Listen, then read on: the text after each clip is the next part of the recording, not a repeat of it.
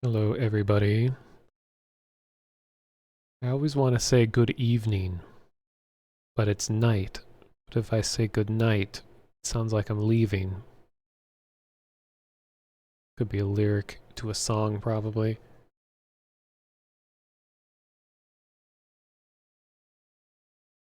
So the name of the song they just heard. It's a very long, repeating song, so it goes on for like 10 minutes. Sometimes I have to cut it off earlier, but it was called "Born from Stale Air" and is by Survival Spheres. Alternate Resident Evil cutscene music.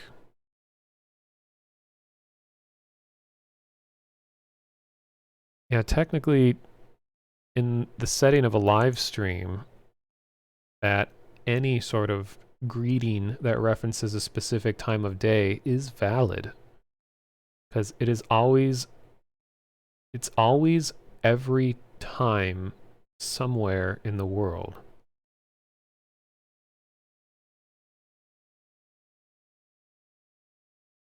So luckily, Halloween is a state of mind more than it is a specific day, one that I like to always be in. And I hope everyone managed to do at least something spooky, whether it was just watching a stream or a movie or playing a game or something this weekend. I spent it at VR Horror Con in VR chat. Didn't know anyone there, but it was fun being around similarly minded people. It's put on by some really nice folks who are inviting, and it was their second year doing this, but it sounded like that they upsized everything significantly for the second year. God, they had like, what was it, like 60 or so booths set up where you could see all the different people who do like artists, where their subject matter is spooky stuff, dark stuff. I run out of ways to describe it. Also, like writers and voiceover people and game developers, just like anyone that makes something that has to do with horror, even indirectly. So I got lots of screenshots as I was virtually walking around there, and I followed lots of new artists and stuff on Twitter. So I look forward to seeing their stuff. It was a really cool aspect of that, was just meeting all these other people. And so Nightmind was there, Nick Nocturne, and he's quite a big shot. He's usually, well, he has been the way that maybe most people got into dark media on YouTube. He's one of the first ones that really rose to fame and brought a lot of attention to it. Lots of people say that he's part of the reason why they got into making stuff. So he was there. I had several opportunities to talk to him, but I just couldn't really think of even what to say. But one thing I will say is that, and people say this all the time about like celebrities, like when they meet them in person, even though this was VR, he had a headset on and everything. Uh, he was really a nice guy in person. People always say that, but like he was actually running a little late to something he was trying to get to. And even then, he had a lot of like nervous people around him that wanted to get pictures with him and stuff like that. And they're like, hey, I'm sorry, but like, could I get a picture with you real quick? Someone would say, and he's like, oh yeah, of course. And he's like so accepting. And he just was so enthusiastic and nice to everybody. And then he had his own like booth there that looked like his YouTube introduction thing with like the old table in the front with Nightmind written in the back. So he was a really cool guy. That was I did think of a question to ask him after I lost my last opportunity to potentially talk to him. That's usually how it works. Because the local 58 dropped a new video, and I could have been like, hey, so is your email exploding with people letting you know that local 58 just uploaded another video? I could have talked about that. Another thing I could have talked about was that he's one of the first people to spread the use of the term unfiction to differentiate mysterious things on the internet from ARGs. And I really support that he's trying to better define the like wild west of just horror on the internet. Because everyone's like, oh, if anything's just vaguely mysterious, it's an ARG. Even though there's no interactivity, no player, like there's no gameplay. There's like no game anywhere. So people just throw ARG out. Like people are like, oh, Petscop, the ARG. It's not an ARG. No one affected the experience in any way. It's just mysterious. So now he's been trying to bring attention to the term unfiction, which I know it's kind of a weird term, but and he has a video, like a clip that I always link to people where he explains exactly what he means by it and breaks it down. So initially it just sounds like, oh, that's kind of a ugly word. But then when he explains it, it's like, okay, I get it. So he's a really good resource for that kind of like, how do we define all of this? Differentiate them from one another.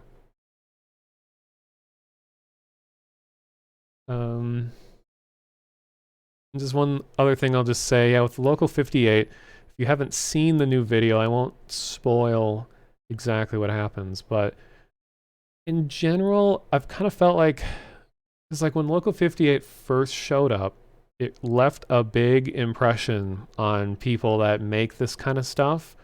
It's one of the first series I can recall that did the whole local access horror kind of thing. There had definitely been people doing like, you know, crusty VHS kinds of static and all of that. People have been doing that, you know, well before Local 58. But Local 58 really nailed the authentic feel of it. You know, it comes from someone who has a good understanding of what it was actually like, and sort of like the how it sounded and the type of subject matter. So like right in the beginning, I really liked Local 58 because of everything it was doing. It was very non-specific, and I thought that's what was good. I love the moment where it's like, you know, we interrupt this program to, and this is not spoken, you know, this is like written out, to warn you to not look at the moon. And then that warning's like up there for a while, and then it gets interrupted like, oh, please disregard the previous broadcast. That was broadcast by mistake. So I like that kind of thing where it's subtle, but then in more recent times, they've like dove in so hard into the idea of just like overt, like demonic kinds of things where it's like, they're here, they're watching you. You know, they go and they slit the man's throat. Blood ritual. It's like, oh, please. Don't fall into this direction. Don't be like just all the other mysterious things on the internet that always just delve into like, ooh, Satanism. Yeah, the GPS one is really good. The ending is a little like, could have done without the last couple seconds of it, but everything else about it I really liked because it's just that there's such a distinct sound of what radio sounds like, or any kind of sound, when you're in a car. And I think for a lot of people that is really nostalgic kind of thing. I mean, I don't know if it's nostalgia if people are still doing it actively, but just like the sound of how all of the noises outside of a car sound when you're in a car. So they hear like the GPS voice saying things exactly how you expect a GPS to say things, and then it starts saying stranger things. It starts saying more unusual things, but it's still in the same tone. It's not overtly being like, you're being followed or anything like that. It's just like uh, I can't remember where it was like one moment in particular is where the car's holding still and it's telling you that your destination is getting closer and closer and closer and closer. So it's like, that's such a weird thing to think about. It's like your destination is like 100 meters away, 50 meters, 25 meters. It's like, but I'm not moving. Why is it going to, so it's just such a good thing. Anyway, Local 58 is really cool. Yeah, and the different names of the roads and stuff like that.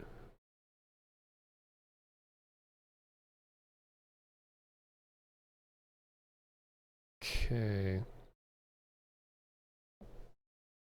So I'm so glad that it's cold in my room. I've been wanting my room to be cold all year.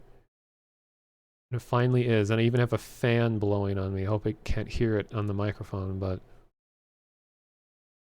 just having a cold room makes everything better in my life.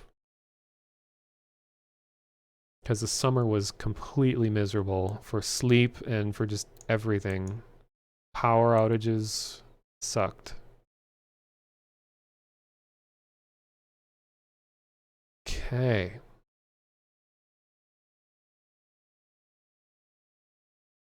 So without further ado, the game I'm going to be playing is called Happy Game. And it's by the people that made Machinarium?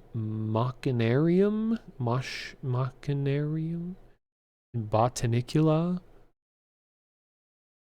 You'll definitely recognize the style. Has that sort of paper doll look to all the characters. Yeah, Amanita design. They've made a lot of games that were pretty successful.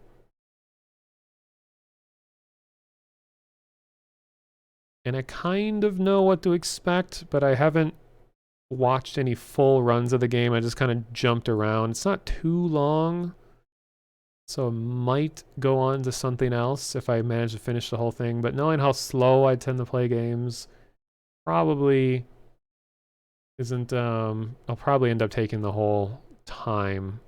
But might just watch videos afterwards if there's a little bit of time. But if there's a lot of time after I finish, I might just play a whole different game. I have a few others that I've been looking to play. Okay.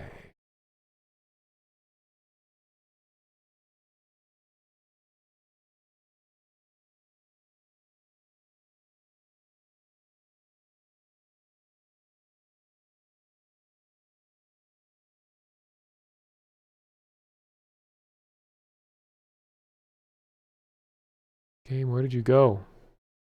Oh.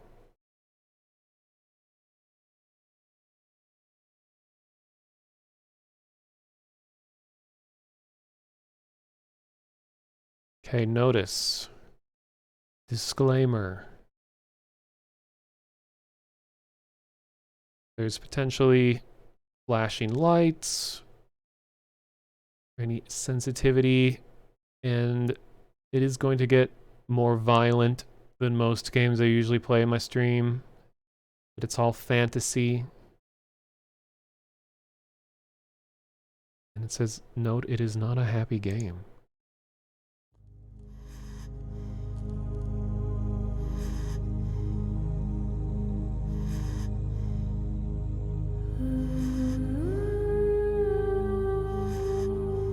Okay, so I'm going to go get a drink of water real quick so my voice isn't so mouth noisy.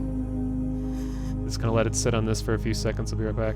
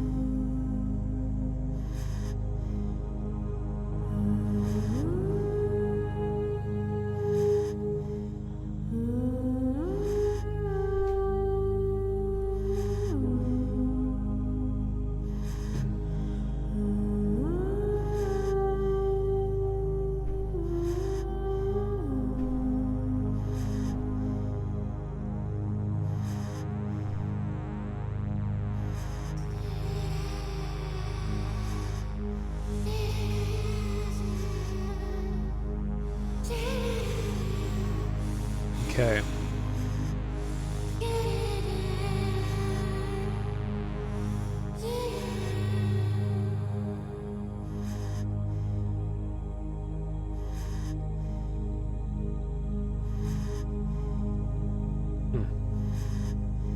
Wish there was a way to erase all progress. I started it up just to make sure I could get it to capture okay. And everybody loves it when there's no options at all. Because the game actually just immediately started when I first played it. Didn't care about resolution.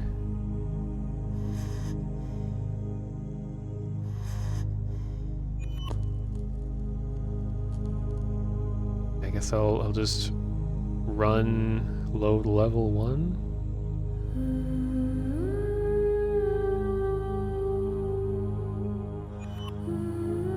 Does it store saves in the documents folder? Let me see real quick.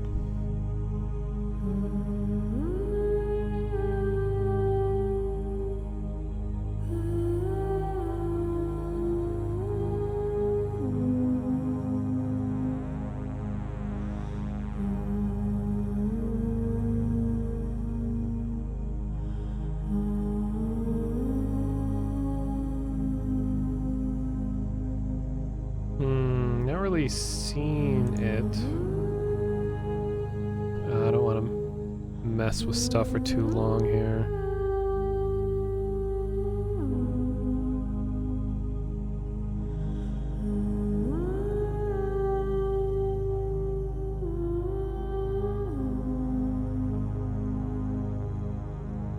I mean, if it just starts in the bedroom here, that's what I saw when I first started, so I'll just do that.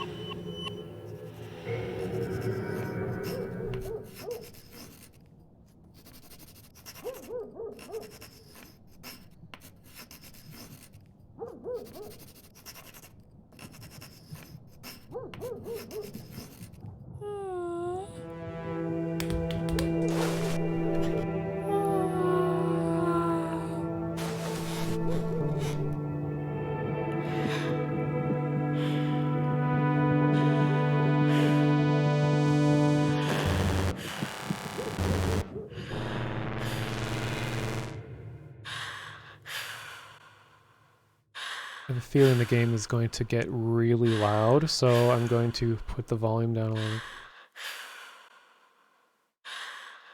Just listen to breathing child.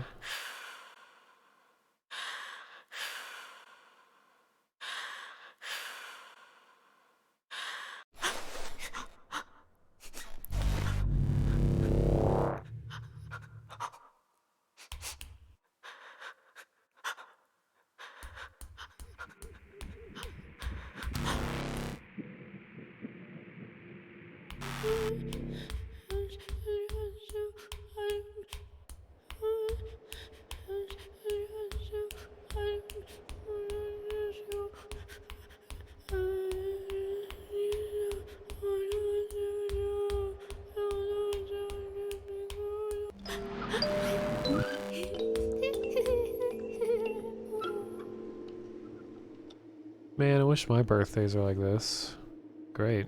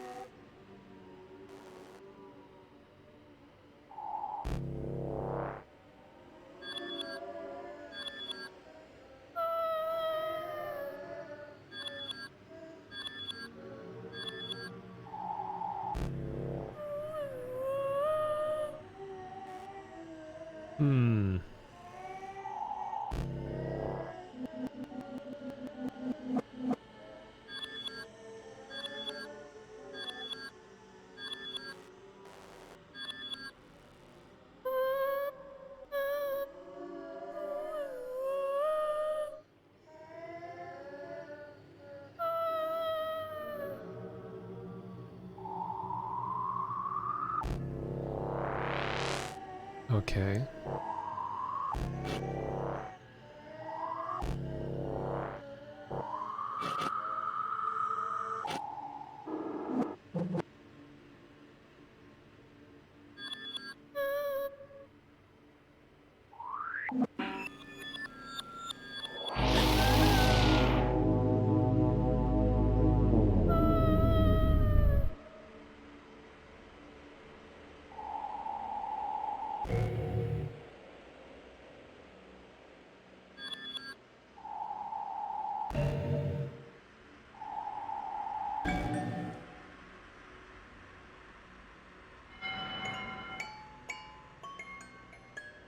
I like it.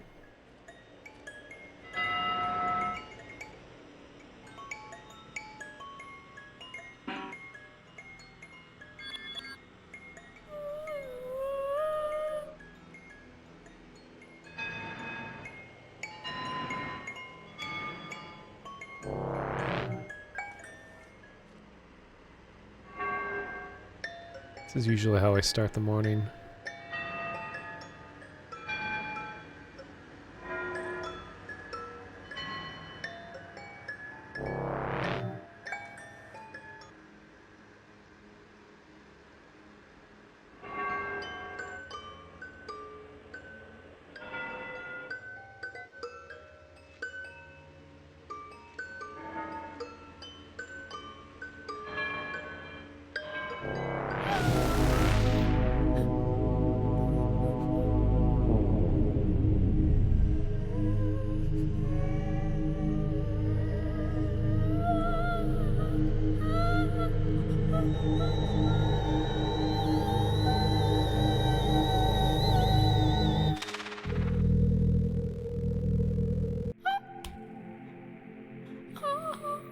Oh man.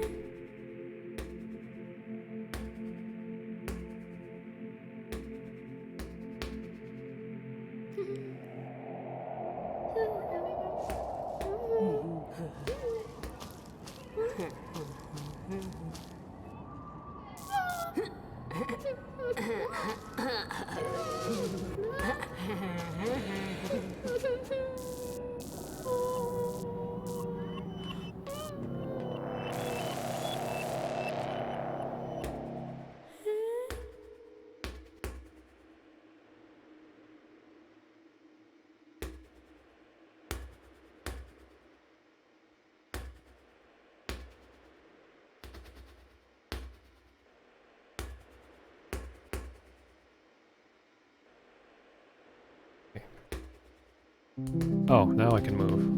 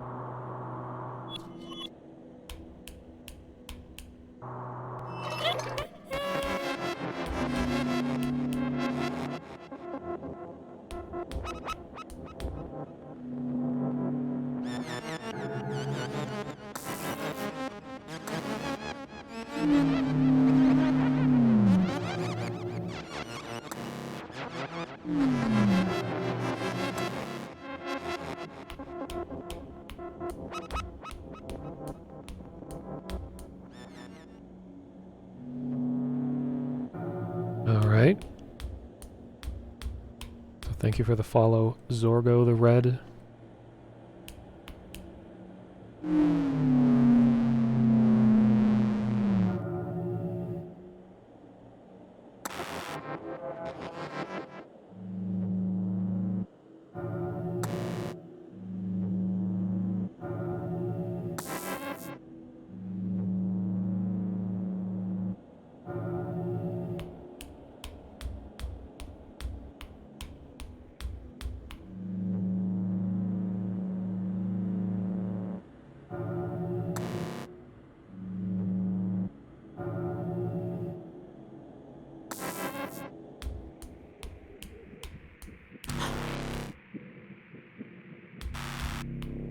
It'd be cool if my dreams had gameplay like this.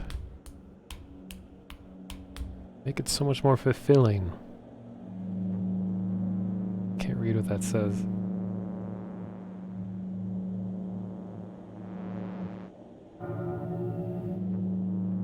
Oh, it's like a mouth, I think.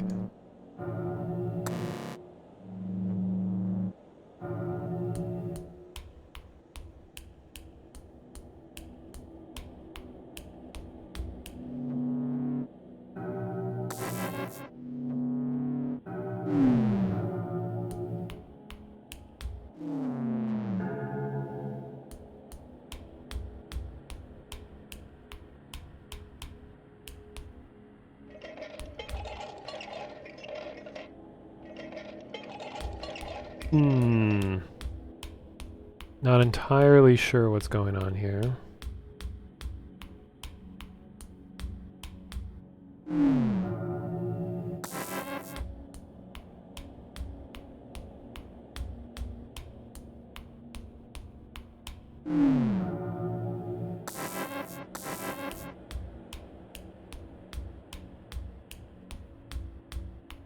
Okay.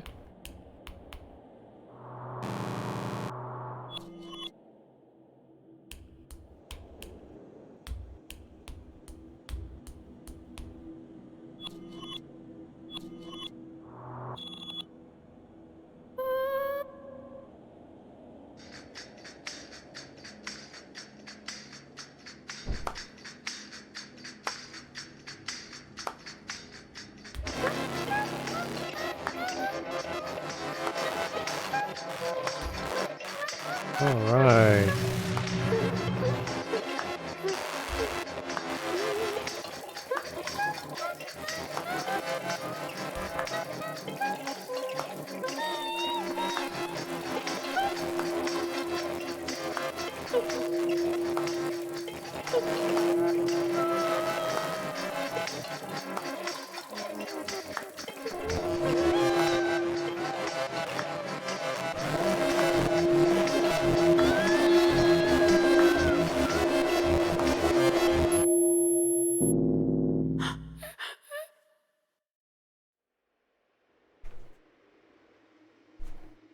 Please, no high-pitched ringing. At least it was short.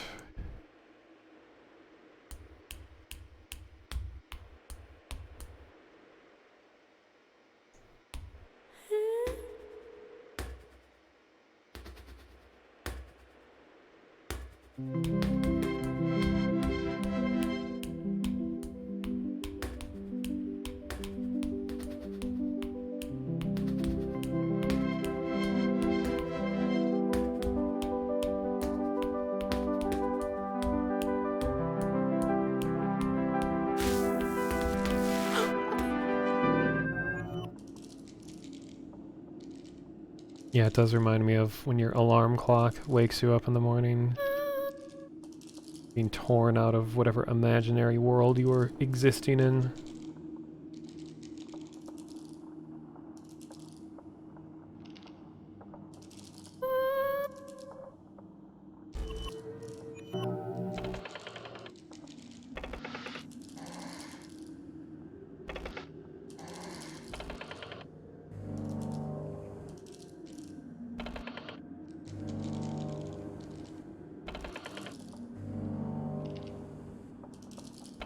I don't know if I like where this is going.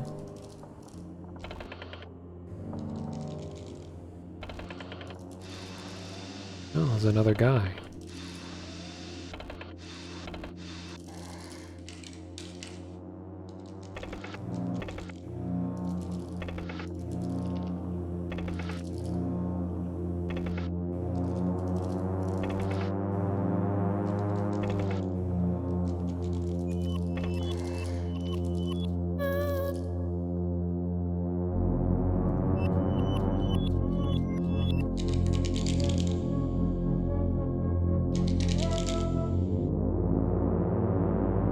thanks.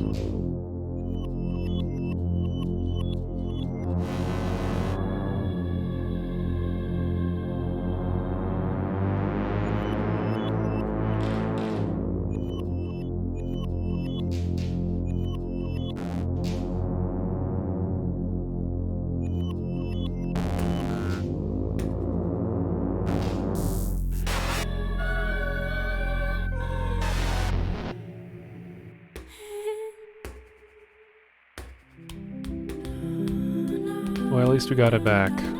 Should have known it was there the whole time.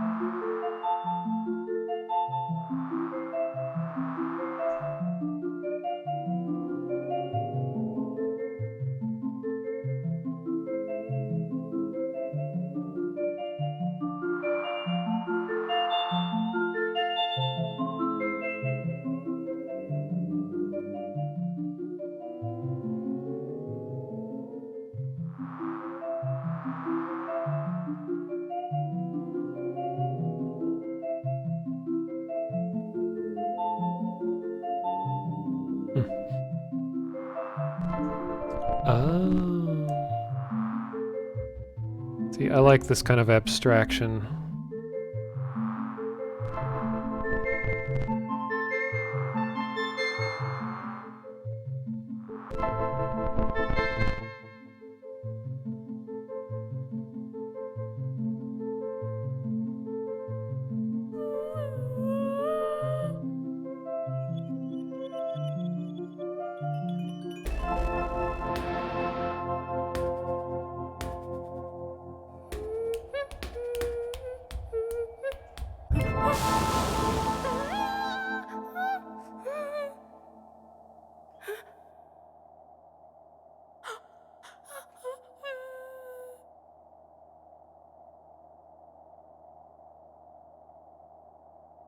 This is how the world feels to a child.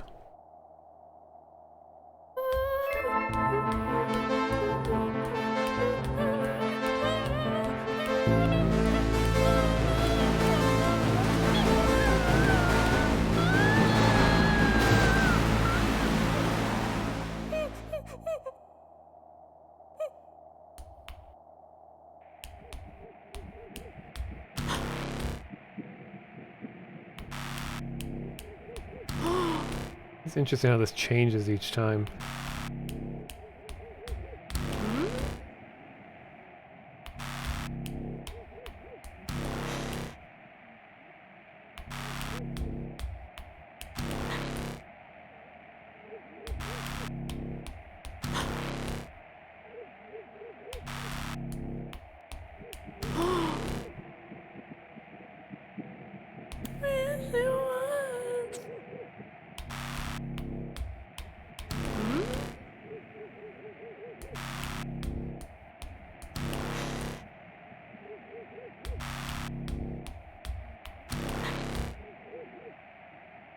Learning so much just from doing this.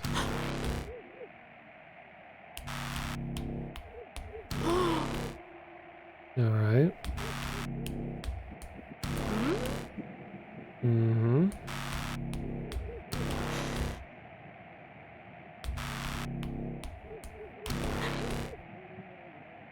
At least it has a happy ending.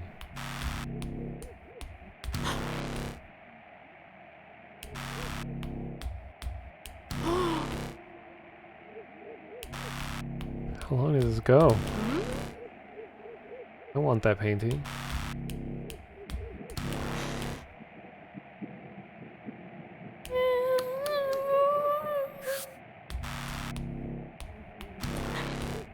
And it keeps going.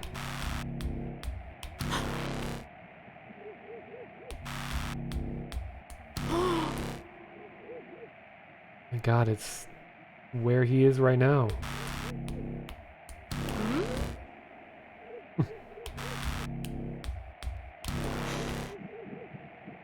Just caught an achievement. There you go.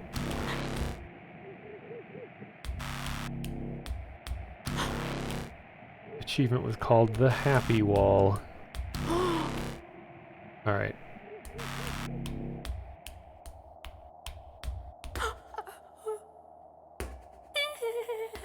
Ball is angry, wants to know why I kept it waiting.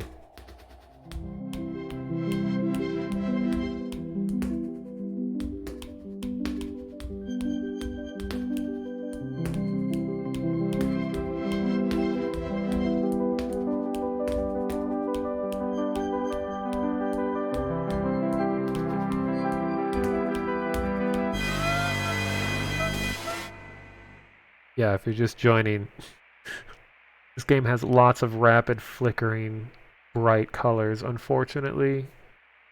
I really wish games wouldn't do that, just ever. I don't even have any extreme sensitivities or anything, I just plain don't like it. But there's a lot of that, unfortunately. ATX? Isn't that like a form factor of a motherboard?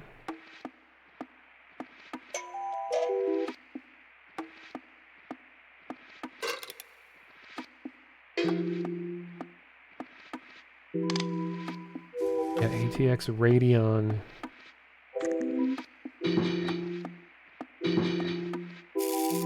Well, hello, primary denizen. Really enjoyed your Halloween Half-Life Alyx map. That was so incredible.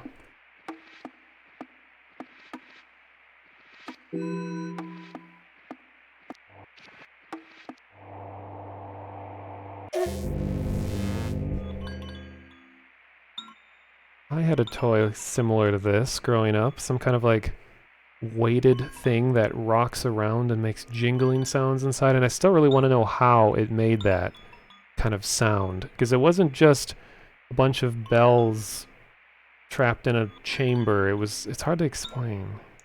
But I've never had the urge to actually open it up and see, so maybe we'll learn right now. Oh, it's a tiny man. Okay.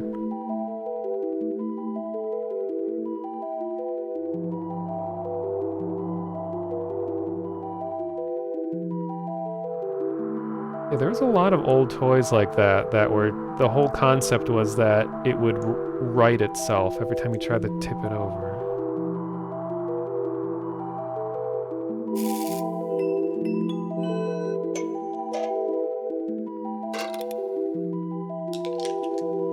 But maybe that's teaching children a bad lesson. It's teaching them that problems will solve themselves. There are no consequences for your actions. That's probably why they got rid of them. It was dooming children from a young age.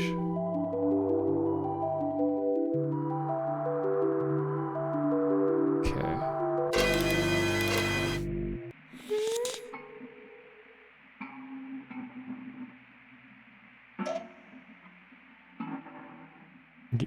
Giving them god complexes, yeah. What if there's a snake in this cowboy's boot?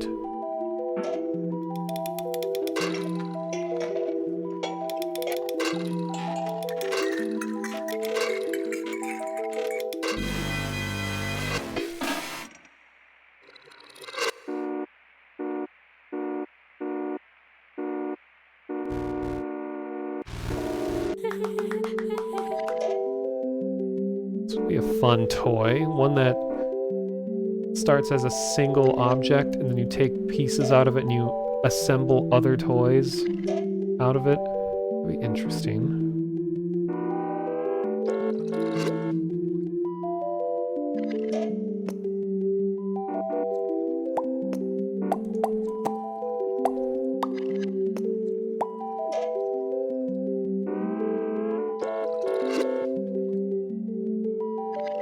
Just a Necronomicon, no big deal. Got an achievement for that. Well, Legos, yeah, but I mean, it wouldn't just be so... It wouldn't be a toy that is open-ended, just bricks. It would be like a single toy split into like 4 parts, and then as you open up the larger toy, you get pieces out of order, so as you just keep pulling more of them out, you're assembling different things at different times. Bionicle's kind of like that? I don't know. Bionicle was after my time. I was really into Legos growing up, and I remember right when Bionicle was announced, I was already like in high school and I didn't really care anymore. Okay, what am I doing here?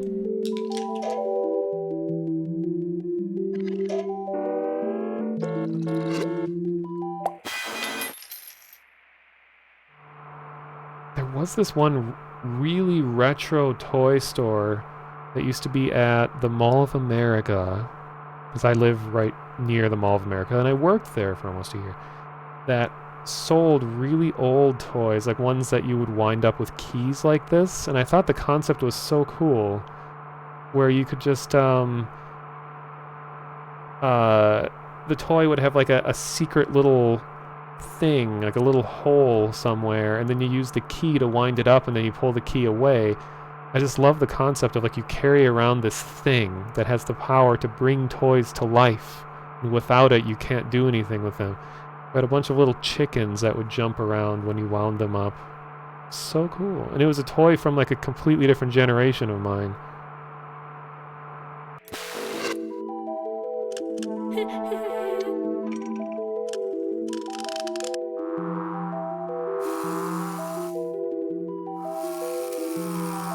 Oh, he brought a friend.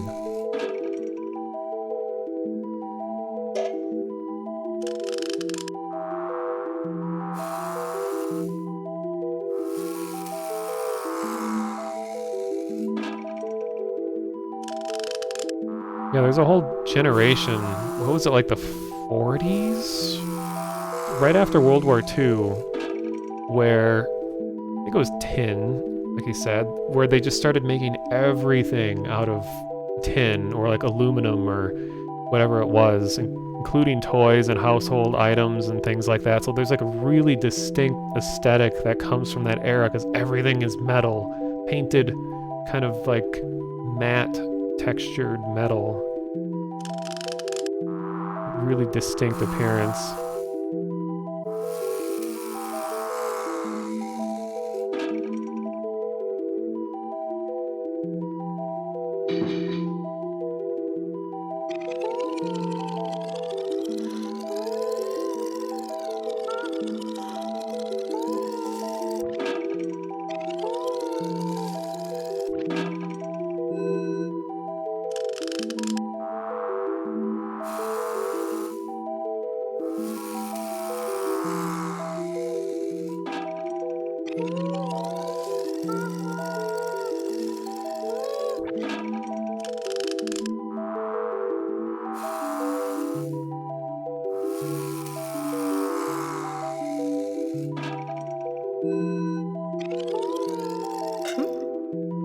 Oh. Alright, so this is about to get really fucked up, isn't it?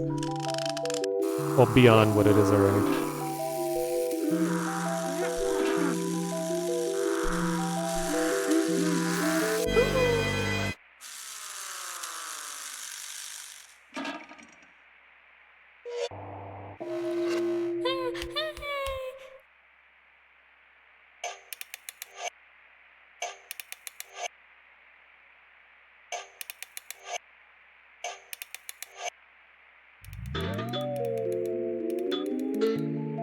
it's me.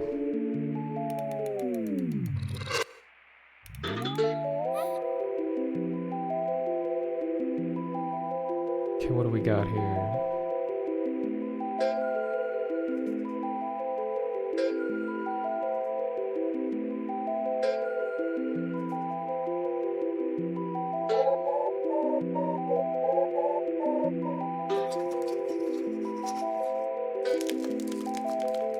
That's not a good sound.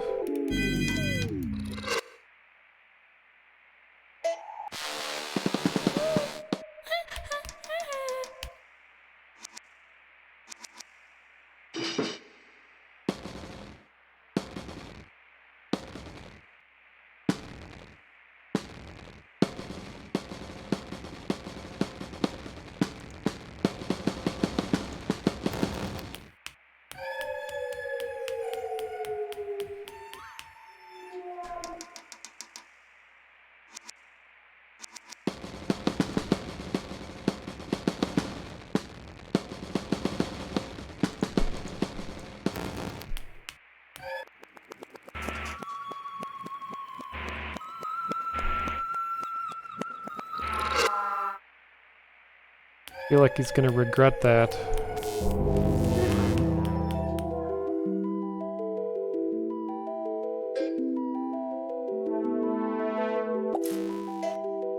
Oh.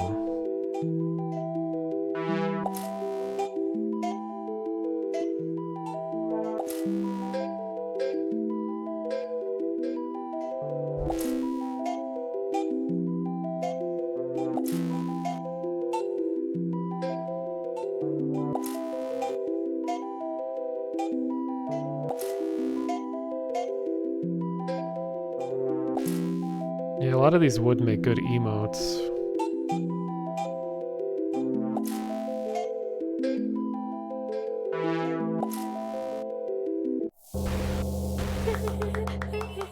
A friend, finally. This is how you do it.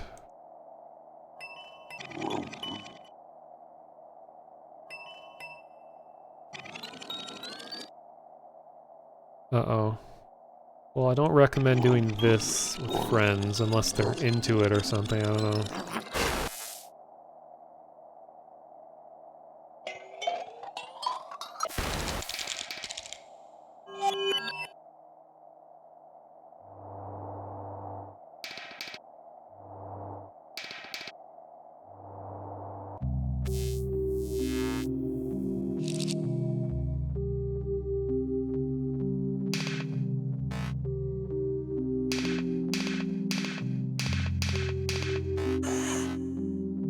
Oh, that's what's inside Rubik's Cubes?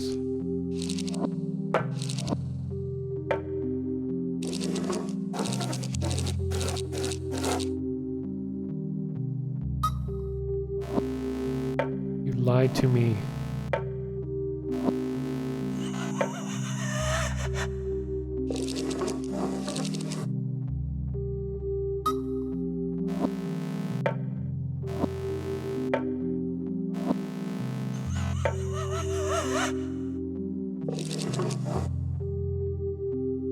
Okay, well, it's clearly not this one.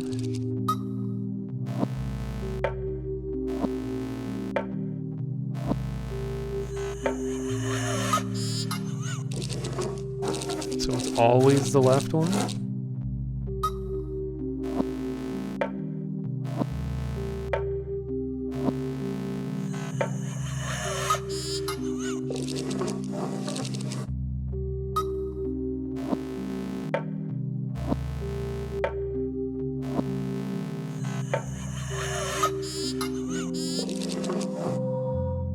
Oh, I knew it. There was a duck head in his hat the whole time.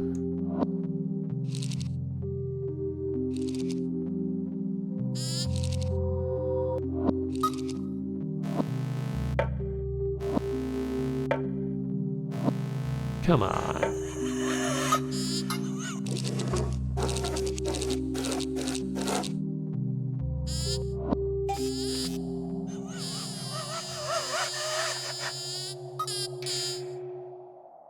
Okay.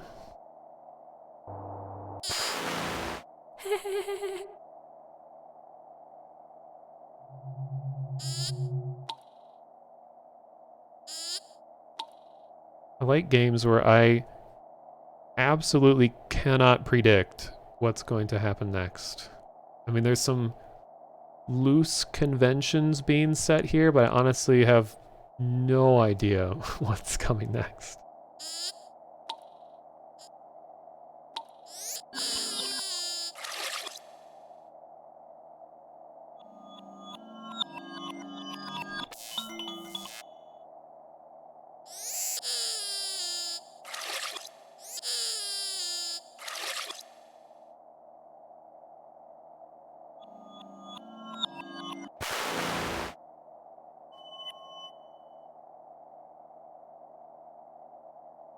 Yeah, Amanita games are usually like that. For sure.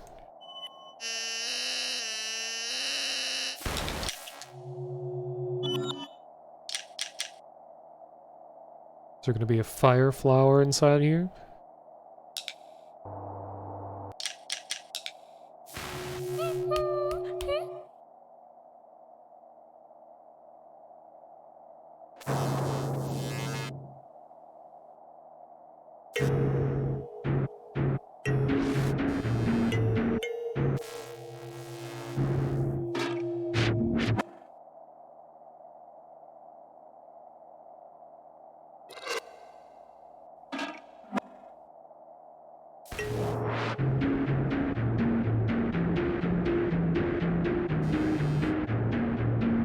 It's a pretty cool trick.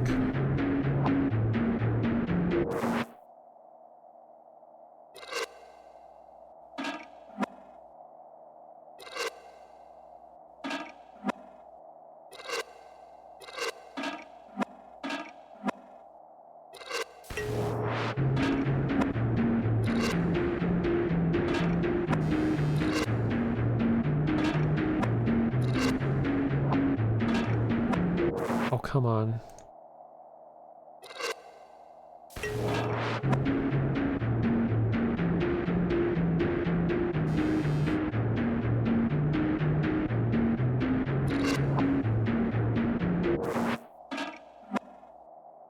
All right.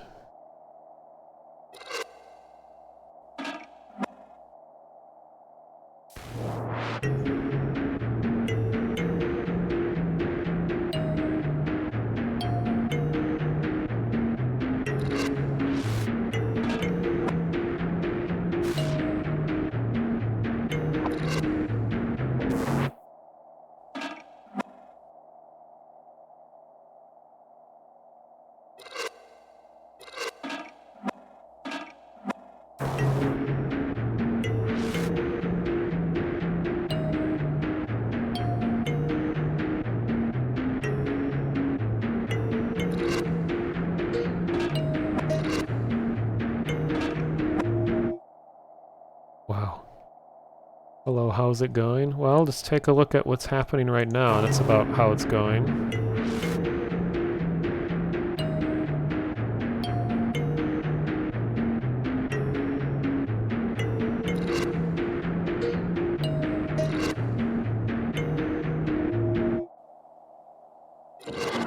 It's a very, yeah, very chill, relaxing game, as you can see. Easy on the eyes.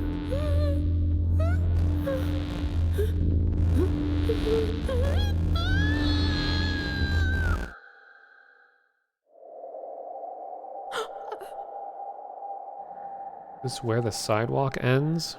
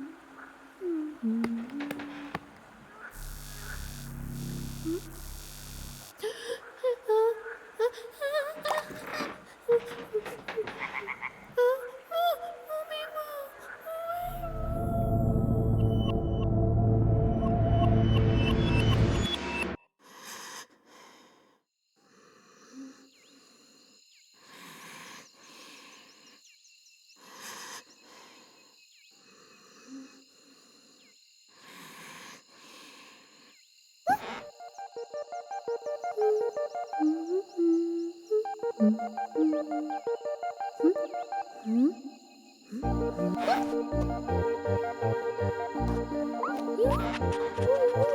right.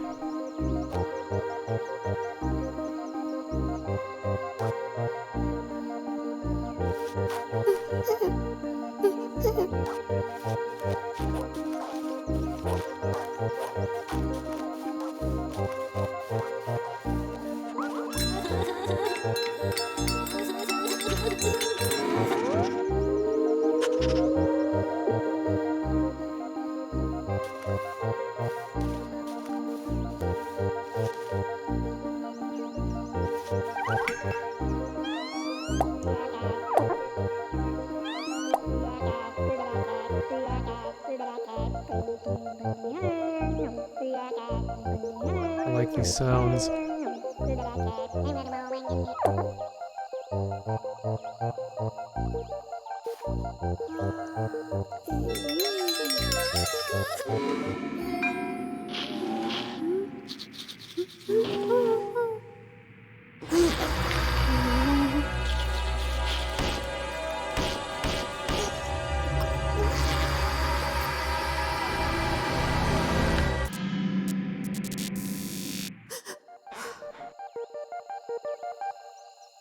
All right.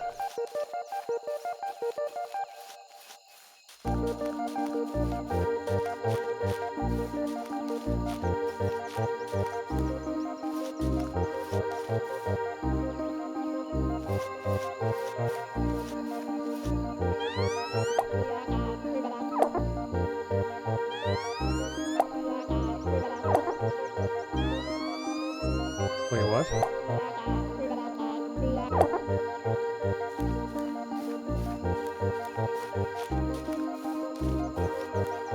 I am Dr. Rabbit, the world's first rabid rabbit.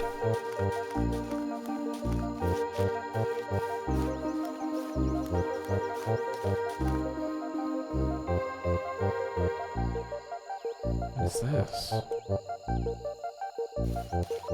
The Great Wall of China is dental floss.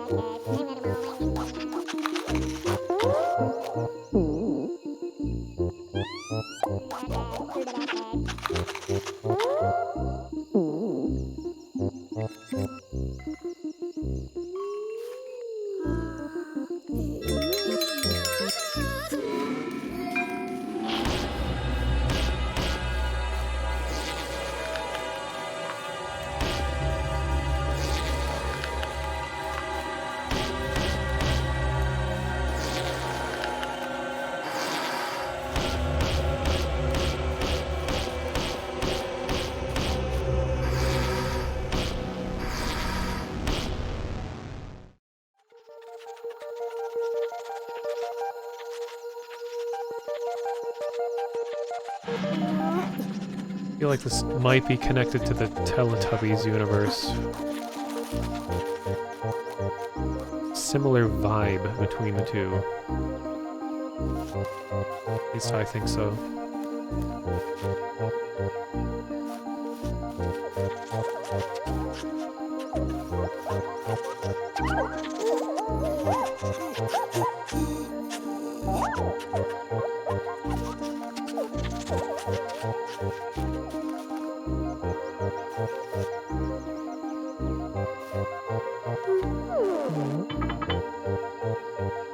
Oh, friendly.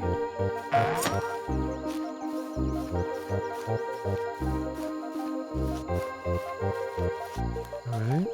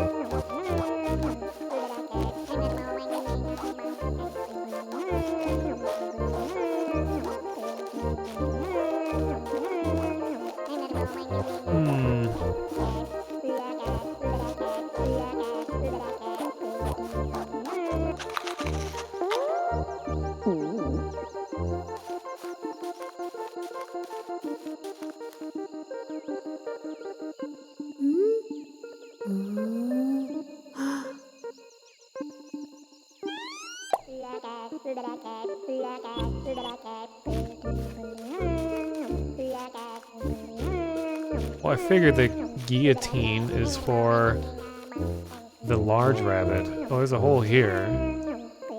And yes, it's guillotine, not guillotine. It's the guillotine. I always hear people say. Is that not a... Oh, is that just where a carrot was?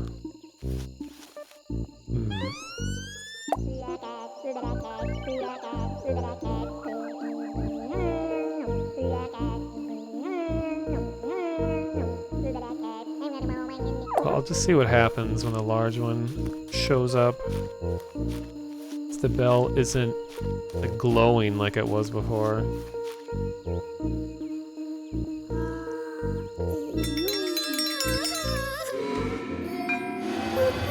All right, it comes from that side. Shoot. Oh, I'm gone. Okay, so I gotta get the circle to work in my favor. Wait, now they're all back? Oh no, it's just one.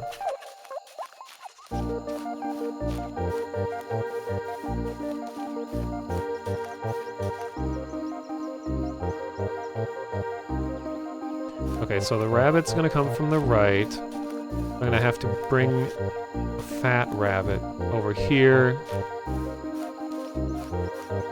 to slow him down so I can run far enough.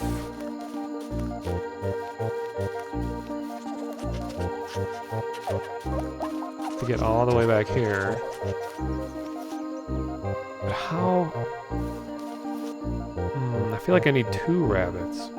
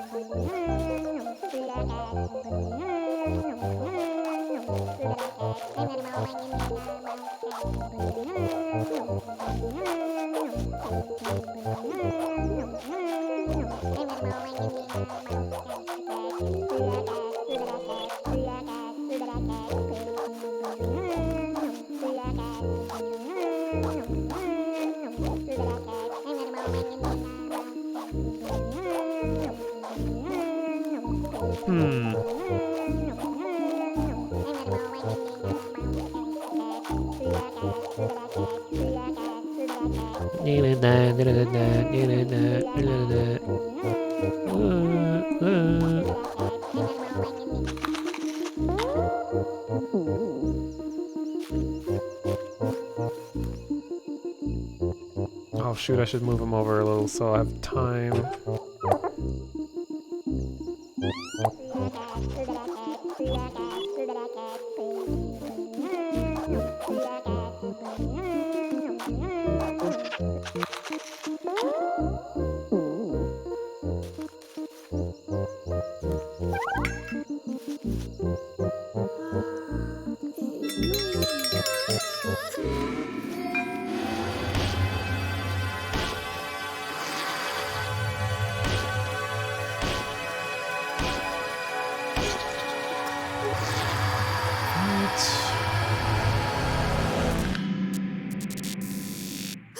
So it moves too fast. The one rabbit doesn't slow him down enough.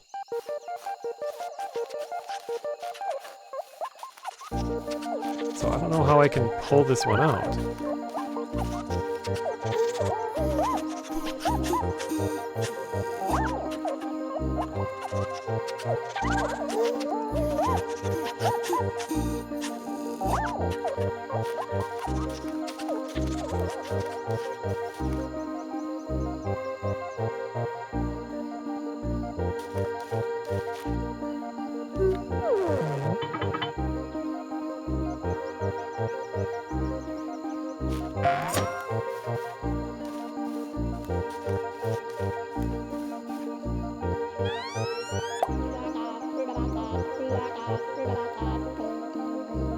Oh, can I try giving 2 carrots to 1 rabbit? Let's see what happens.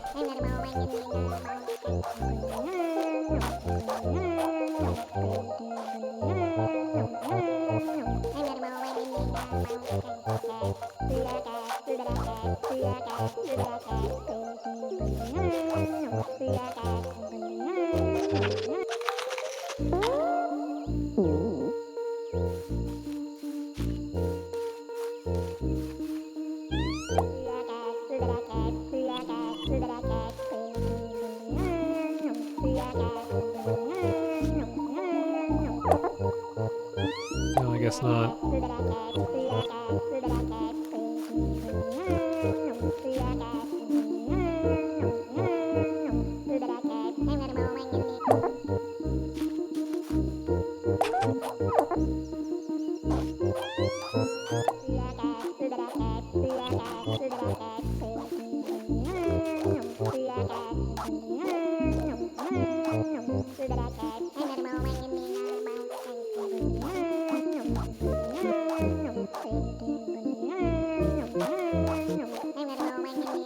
Oh, can I have the rabbit sit on the guillotine button?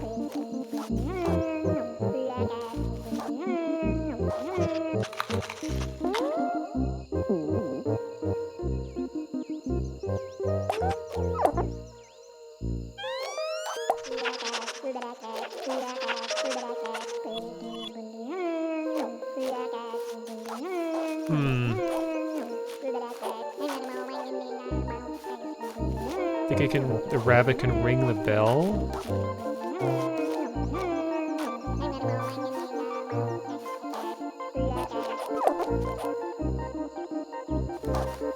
I think he just goes back to trying to pull out the big carrot.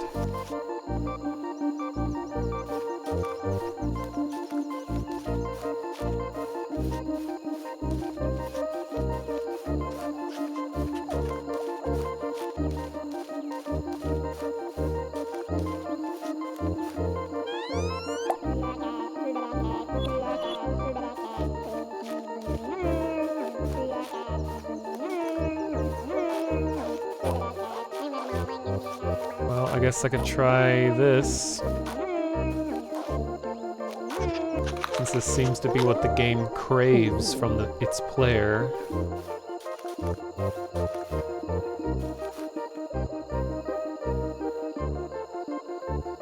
It's unclear what you... There. Alright.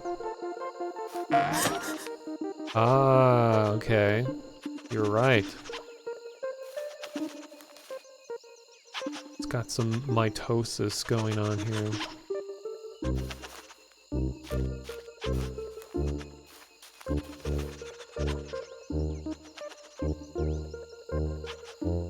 Okay, I can't do it again. Oh wait, no I can.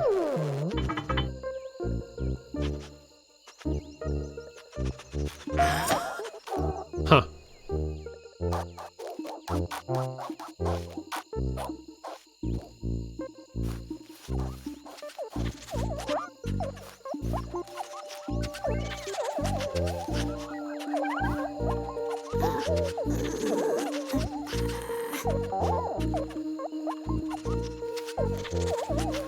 Rule of 3.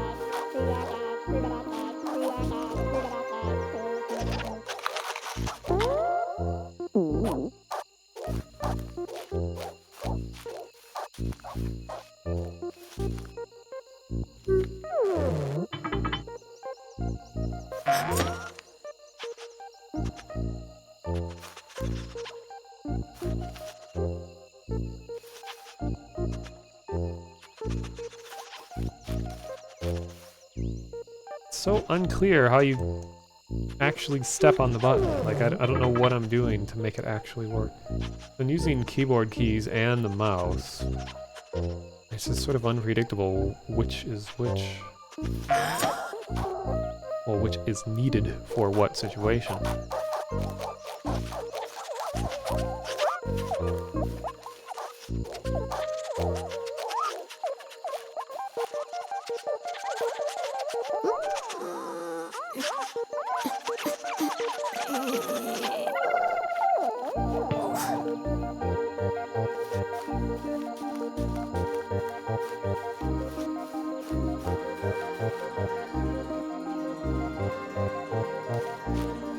Wasn't expecting that.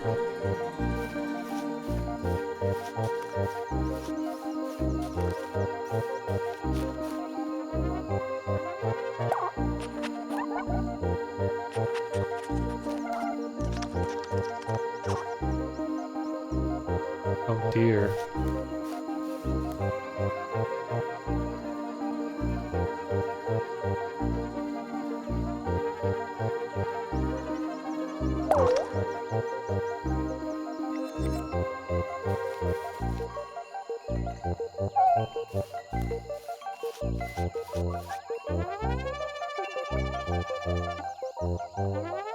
I like the sounds.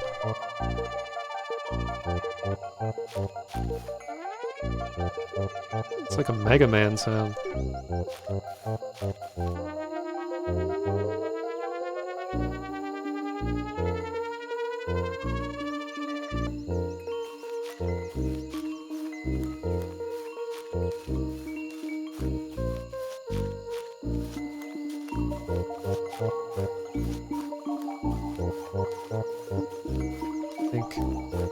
Are you ready to do the dirty deed?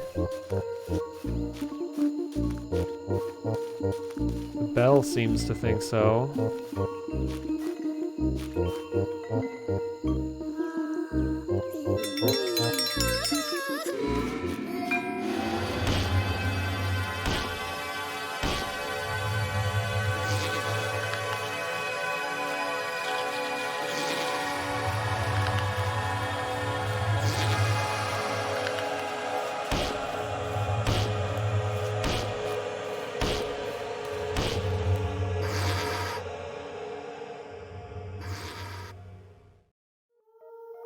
Oh, it just gets stuck?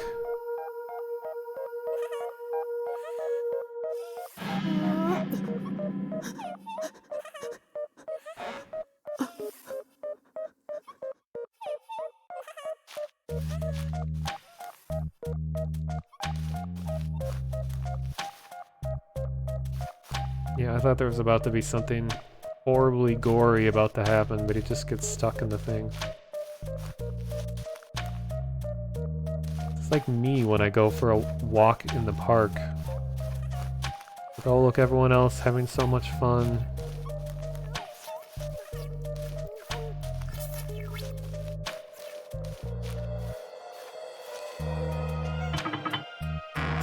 I like how guillotines are just like a regular part of their lives.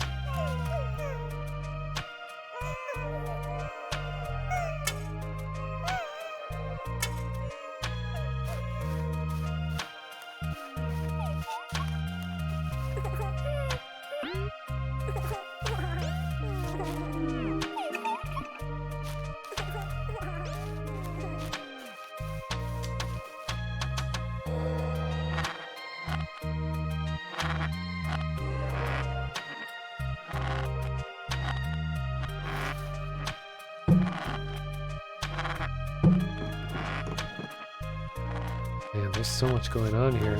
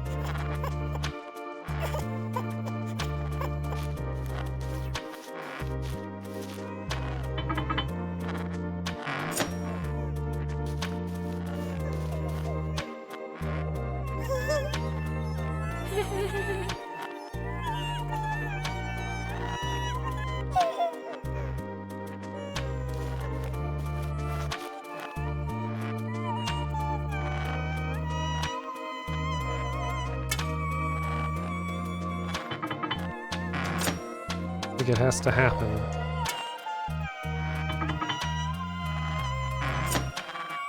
Oh, come on.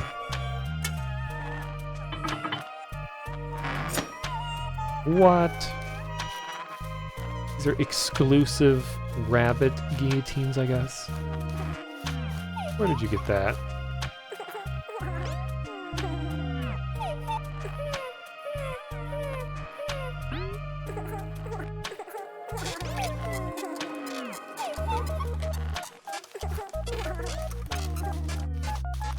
Yeah, anti-heartbreak mechanism.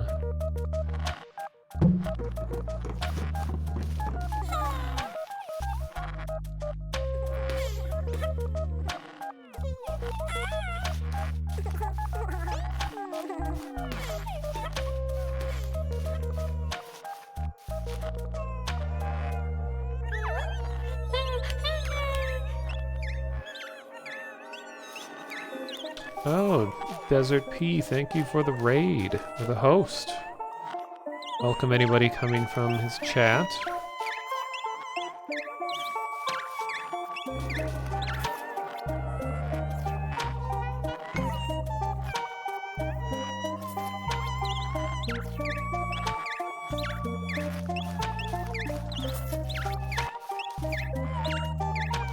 This game has a lot of messed up things happening. It also has lots of flashing lights. Even though your monitor is a light, I guess I just rapidly flickering colors warning, I suppose.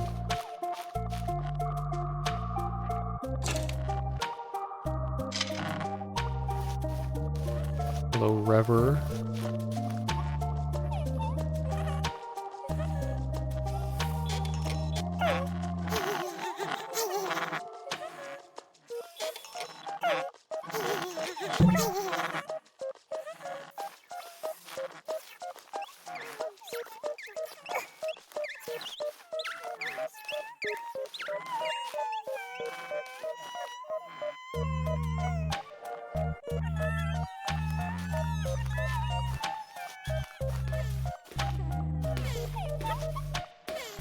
Guess we just should see what happens when we summon it.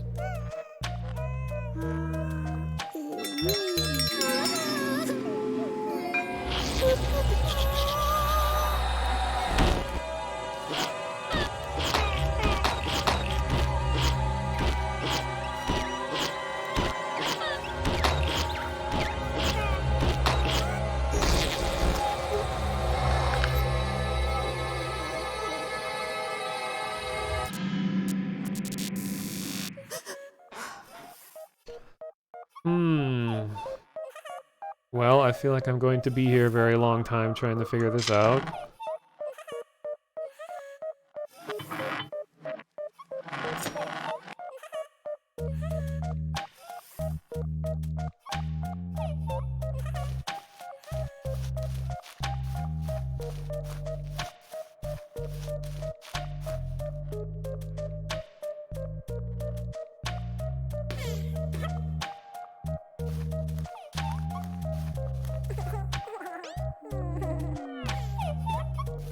Remove the string from the basket?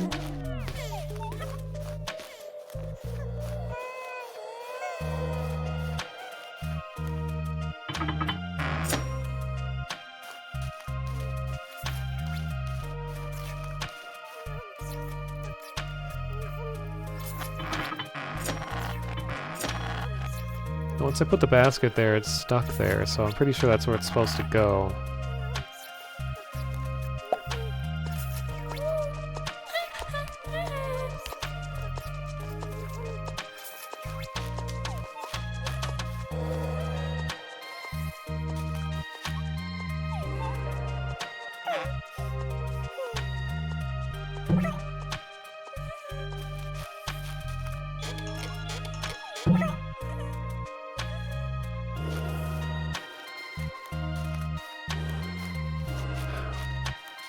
Really not sure what's supposed to be happening.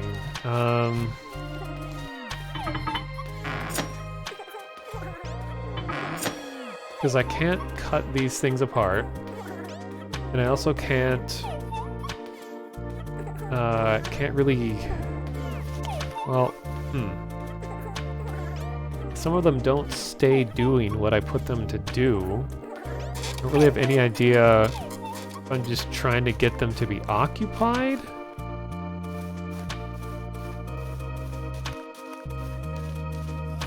Because when the rabbit comes out, they just all die. Like, they just combust. So I thought, like, am I supposed to just get them all in one spot so I can run? But when I was running away from the big rabbit, I couldn't manually control the blades. So I was really confused by that.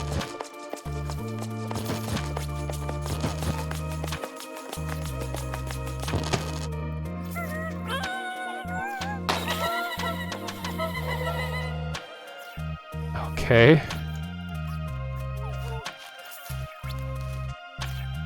So am I supposed to make them all sad?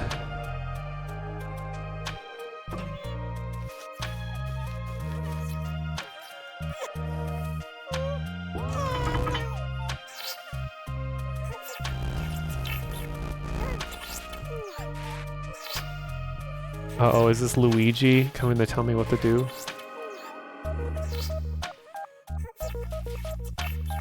Interesting.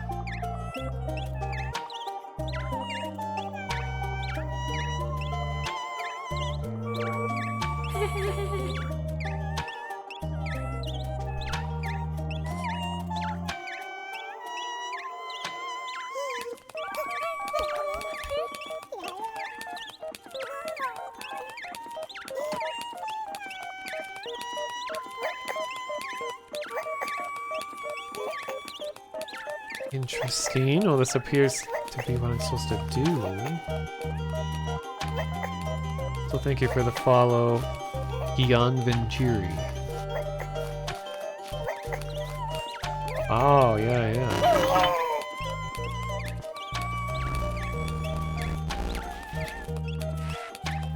Guillotine just became a lot happier, too.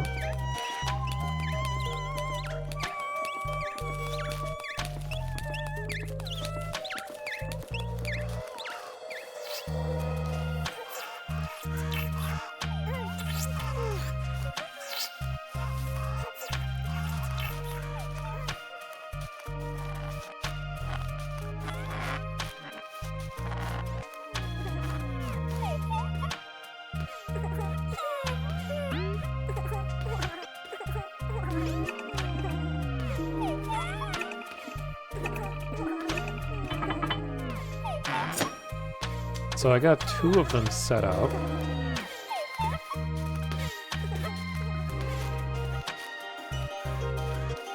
So I wonder...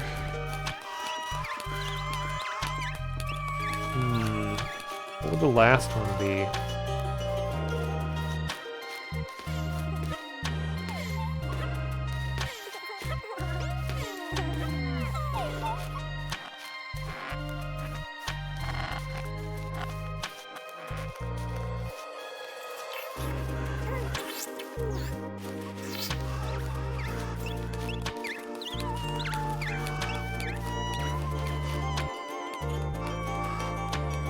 Because the bell usually flashes when I have everything set. Put the swing... Oh, can I detach it? Let's see.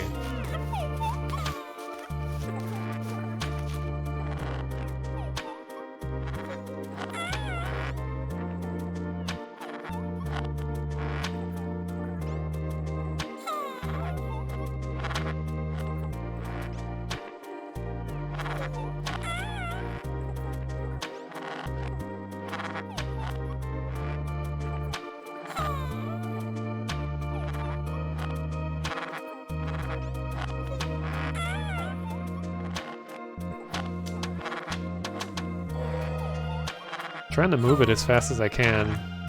I just...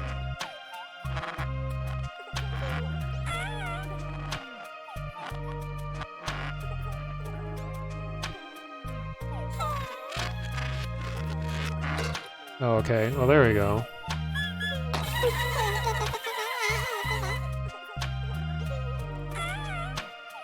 I think you're correct. Okay.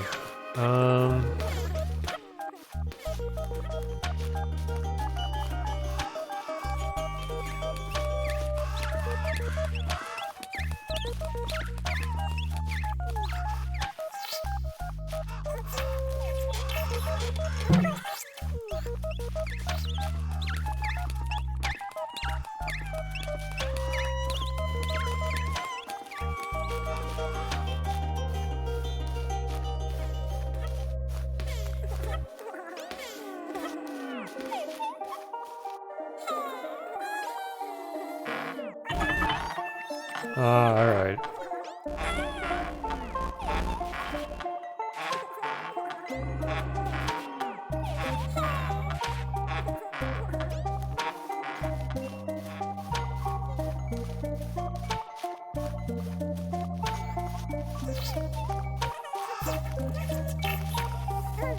You harassed him much more than I do, or than I did.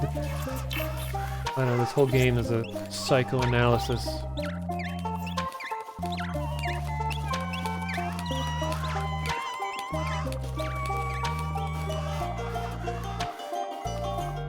Well, I have a feeling this is about to get really fucked.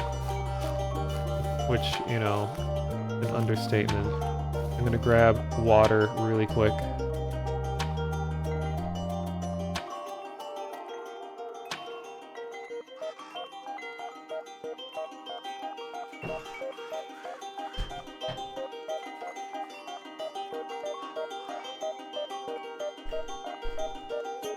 Alright.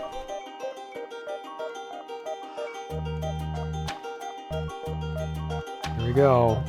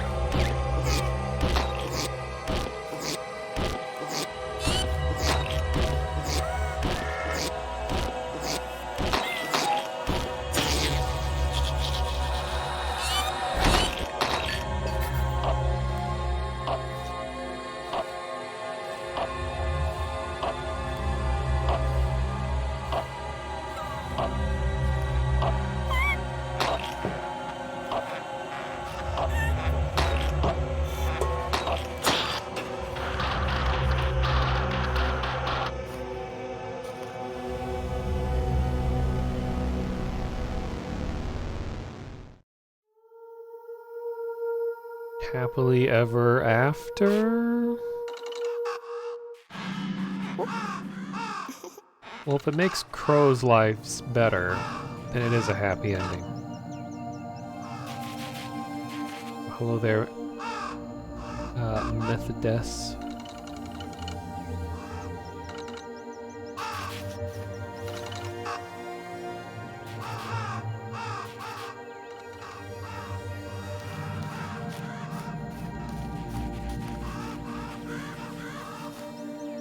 Yeah, Sun is feeling good.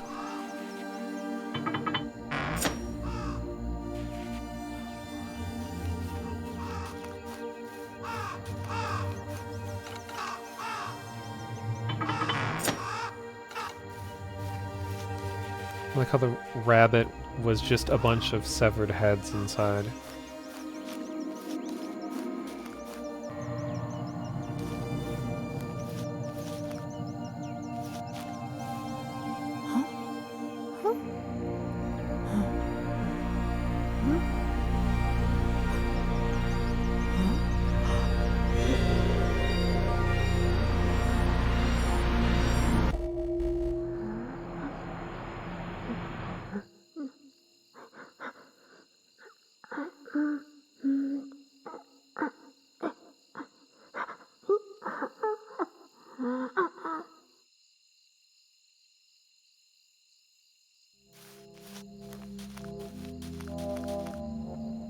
This makes me think of, hello, boys and girls. This is a song about being happy. I told you I'd shoot. You didn't believe me.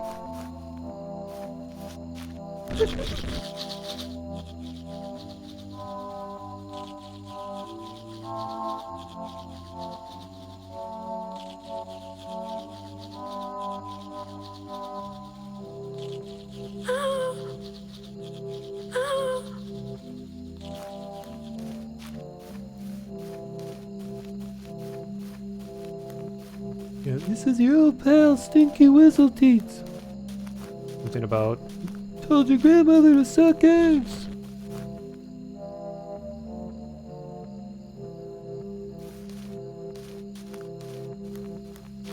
Apparently the origin of modern day people saying that something sucks, like, oh, this sucks, comes from the expression, you suck eggs. Which never really made sense to me unless it's some weird thing that made more sense back then.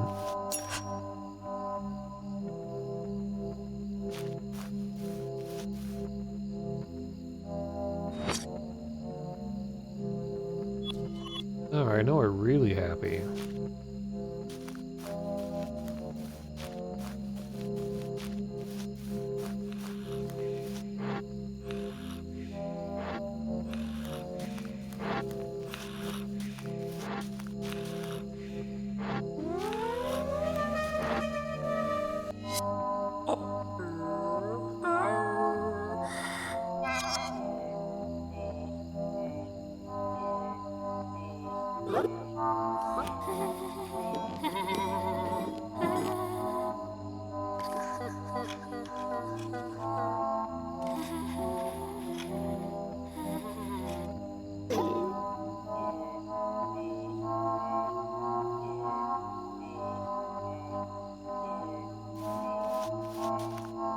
Apparently, teaching grandmother to suck eggs is a form of giving someone advice for something they're already familiar with. Really?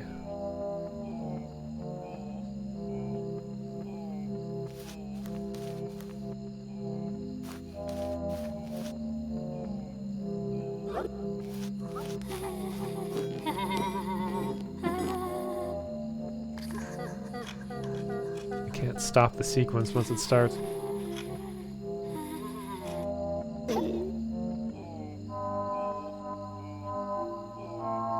And that phrase, grandmother to suck eggs, goes all the way back to 1749?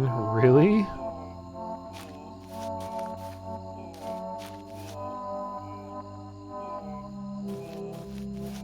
I thought it was interesting is that one of the oldest slang words that is still in use today is to call something cool. I guess cool has been used as like a way of giving approval to something long, long ago. I can't remember how long ago it was first like documented, but that's interesting. And I'm sure calling something hot came a little after that, most likely. Thing is in modern day, calling something hot usually has sexual connotations. But I remember watching old movies where they would just say like, wow, that's hot, like, as in just like it's cool. As more of a lighter compliment to something, not as salacious.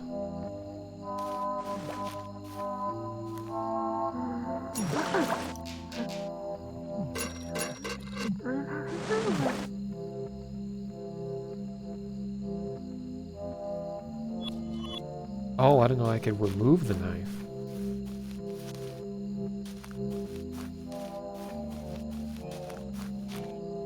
Alright, who wants the knife?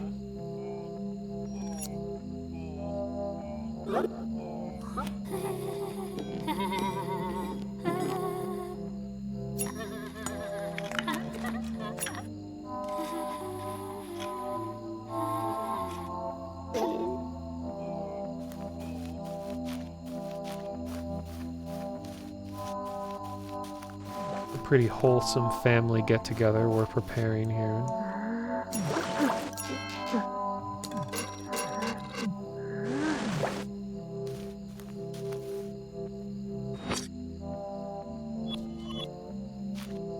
Thanksgiving's just around the corner. This reminds me of Thanksgiving dinner.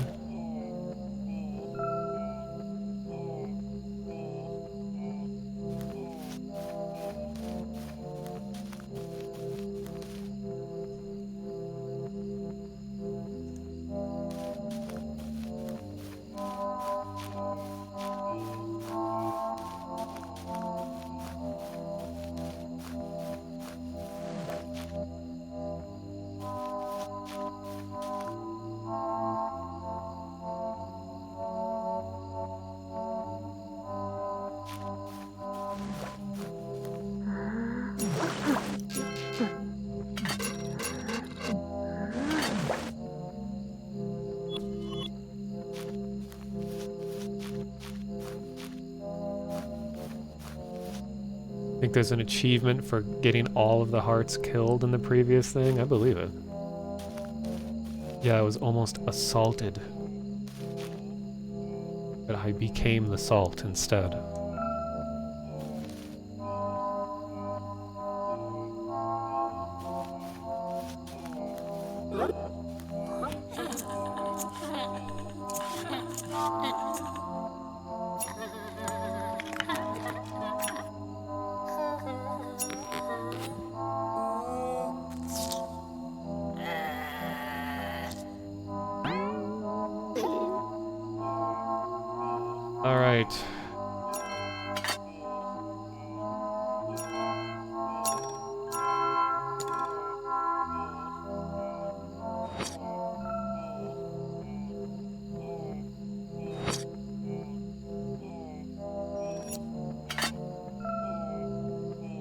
Huh.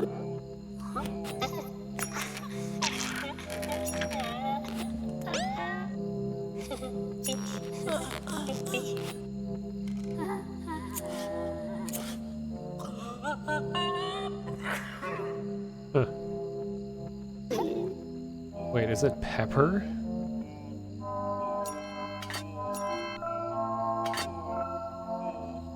One of those things, like growing up, I always hated black pepper on stuff. Because there was always salt and pepper. So I might put salt on something, but then pepper was always just the gross thing I always avoided. But now, like, as an adult, I just like pepper on everything. Like, especially, like, macaroni and cheese kinds of stuff, I put lots of black pepper on it. I even get actual, like, peppercorns and have it in, like, a grinder thing. That way with onions. Yeah, there's some foods that you just, like, crave a lot more as you get older. And I think it's funny, too, is that I feel like as people reach certain age milestones, your interest in cooking increases or changes in some way. Like, I feel like once people are out of college or like in their mid-20s or so, you'll hit a phase when you're feeling independent. You're like, wow, cooking is actually really fun. And you start really looking into it and like doing all this stuff that you never did growing up. But then once you get into your, I think, mid-30s, I'm noticing that you discover slow cookers. And you get so obsessed with slow cookers and telling everyone about them. I don't feel like I'm ever going to reach that point, but there's someone that I know who is about that age that just recently discovered slow cookers, and then I'm like looking around online and it's everyone else that age is like, slow cookers are just the most amazing thing. I don't get it. Well, yeah, now air fryers are all the rage right now. Telling us about them right now. Well, see, the thing is, I don't care about them. I'm not saying that they're good and that people should use them. I'm just saying that they exist. Pressure cookers too, yeah.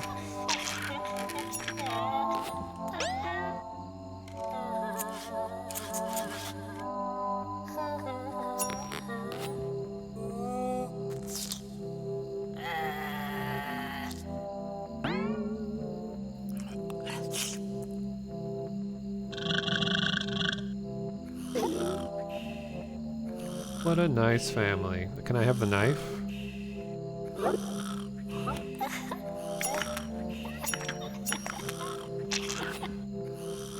Uh-oh.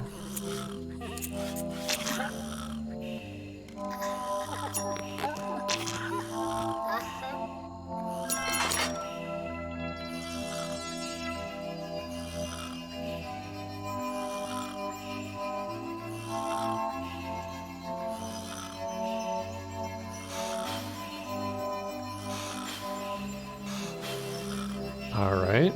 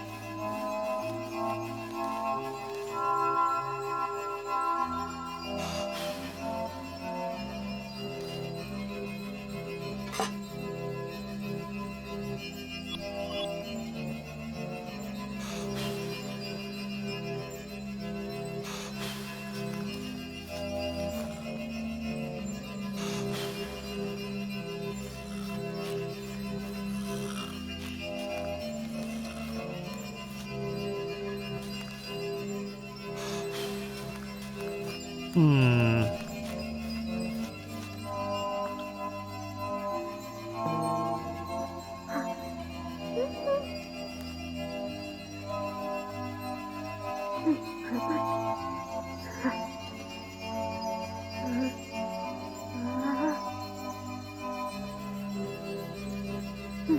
Put it too far away.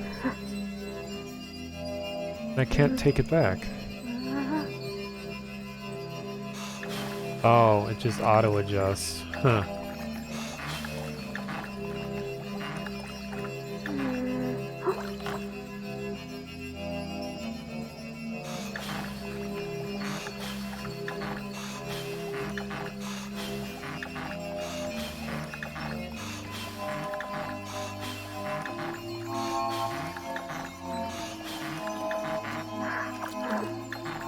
Trying to imagine what the notes for this game must have looked like if they're writing down puzzles and things like that. Like, how do you even describe most of what's happening here, like in words? Like, it's such a visual game. It's like, okay, so we got a large circular face that opens up, and there's 3 smaller faces with hands inside. And they're eating dinner, and you have to like switch which silverware. Yeah, there's probably internal names for all these things too. I'd be really curious to know. Storyboarding, yeah. Yeah, the game document was just a smiley face. I'm like, yes, makes sense.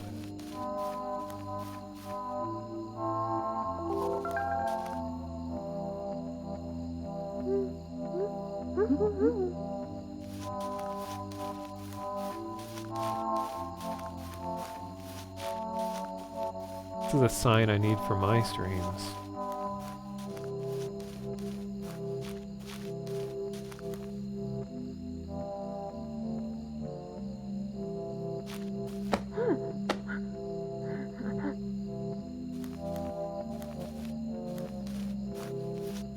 In fact, I'm going to screenshot that.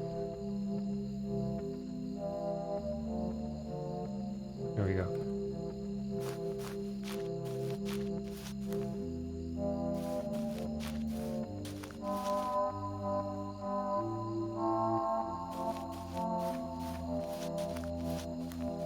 It's not just fun, just no happiness allowed.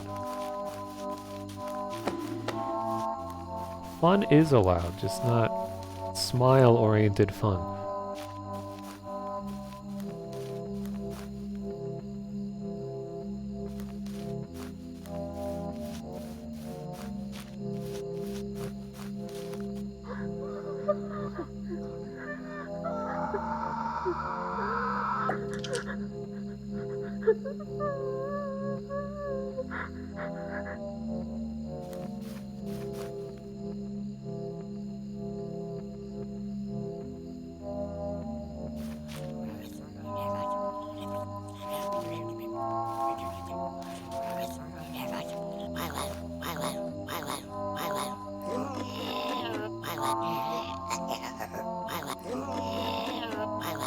This reminds me of Steam reviews on a game right after it releases in early access.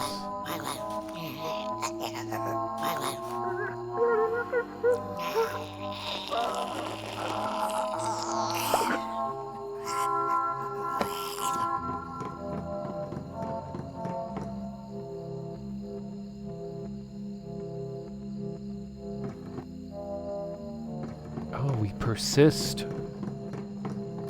Hello there, lewd shroom.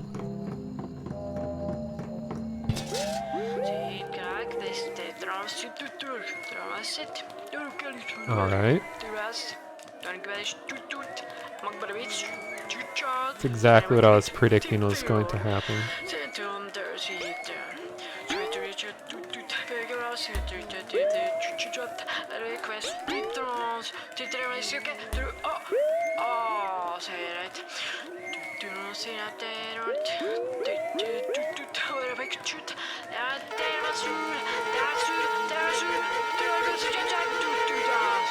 This is actually realistic.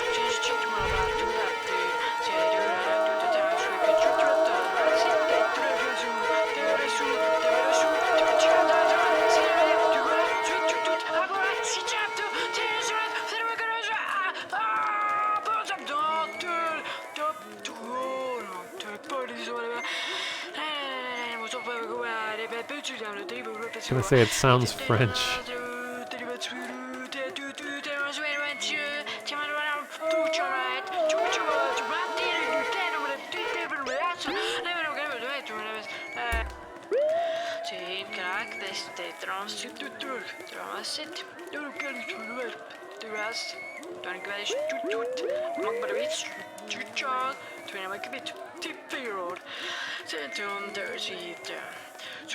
I mean, do you know for sure? Because it sounds French-like, but it doesn't sound grammatical enough to actually be French.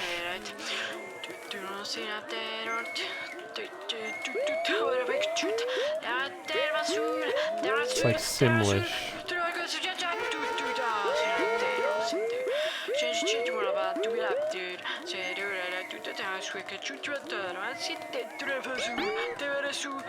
Okay, once I click the dude, I can't do anything else. But if you guys don't know any words, how can you confirm that it's French? Because it just kind of sounds like baby talk that is French-like.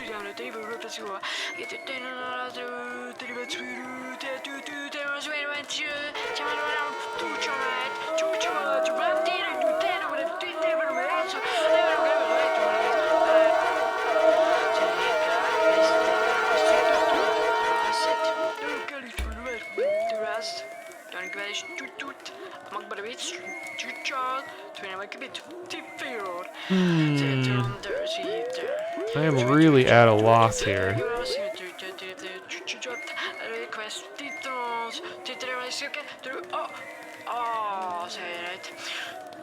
Football. Moving doesn't do anything. I can only click. Clicking this guy just makes him jump a little.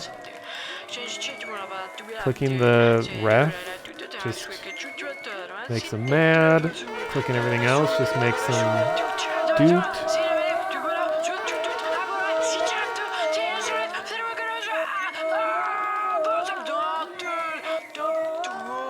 Wish my mouse clicking wasn't so loud. I can't drag anyone either.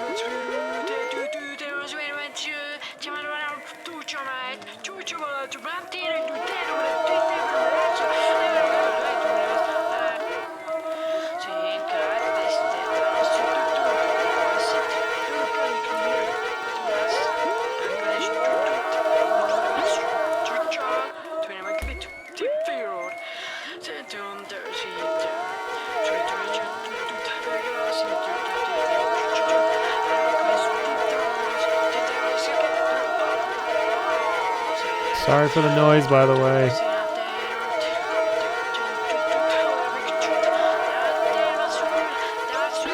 Whoa, whoa, whoa, whoa, what? Oh, I can drag this? Oh, it was not obvious.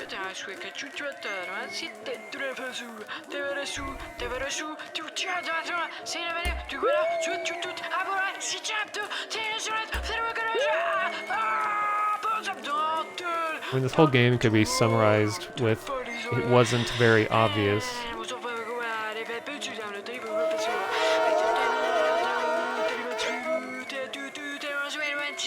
Because I can't do anything once I set him up there.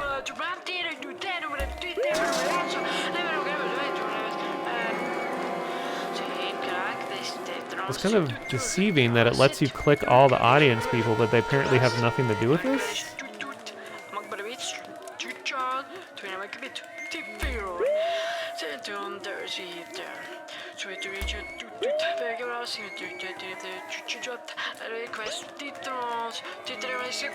So while he's running, I can't do anything.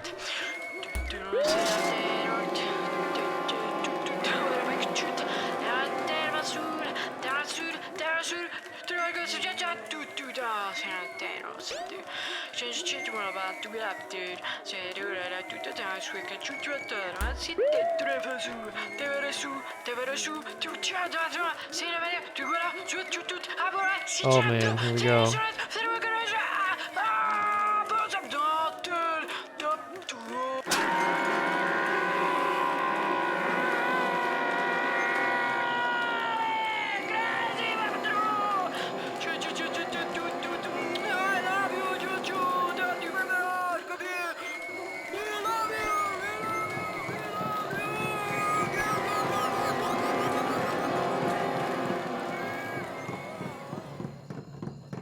Alright. Moving on.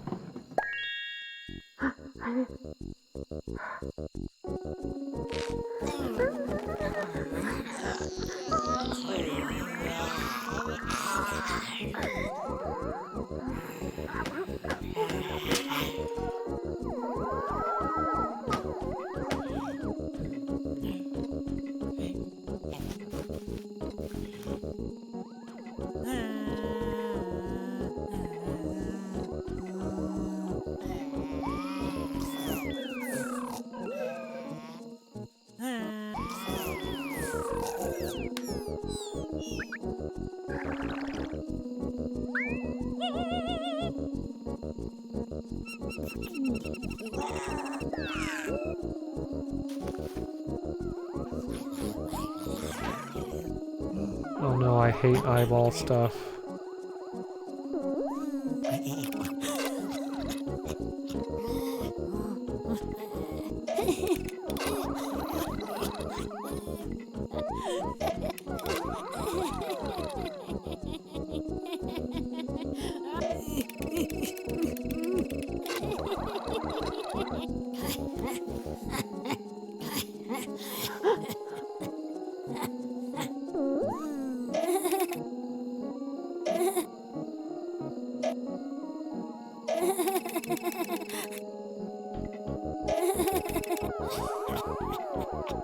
Okay.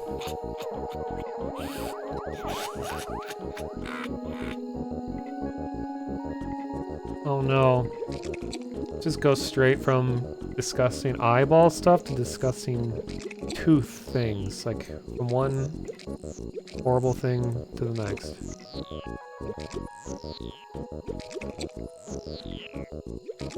Maybe it won't get too toothy. Oh, okay.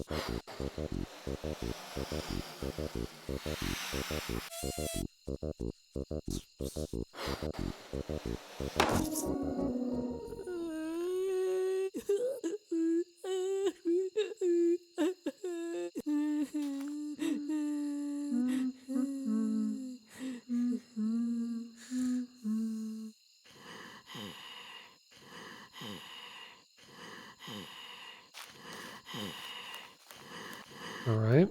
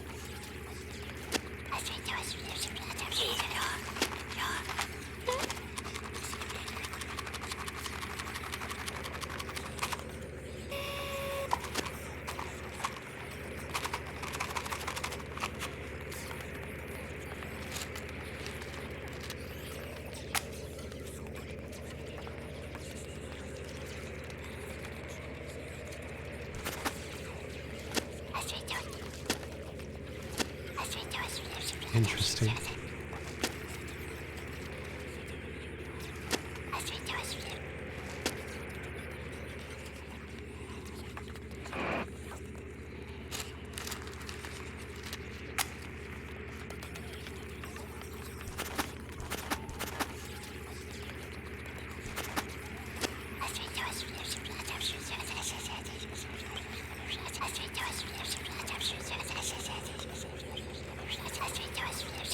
Yeah, the changes in the scale are pretty cool.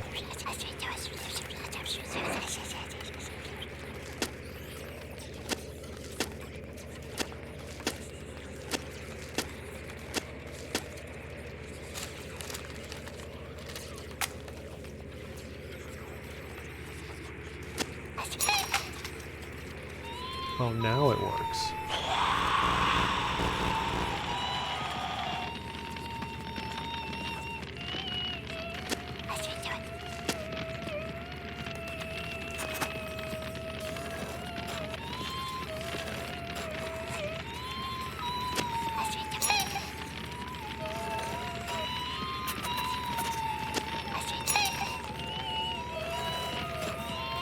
Well, this is unpleasant.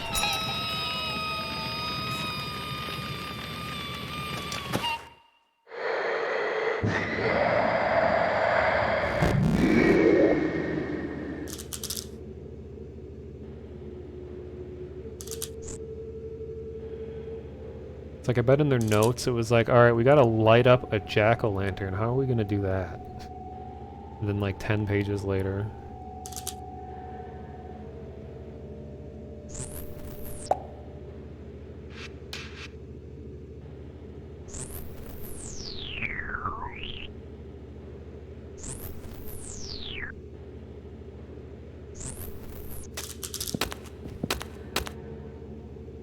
Relatable.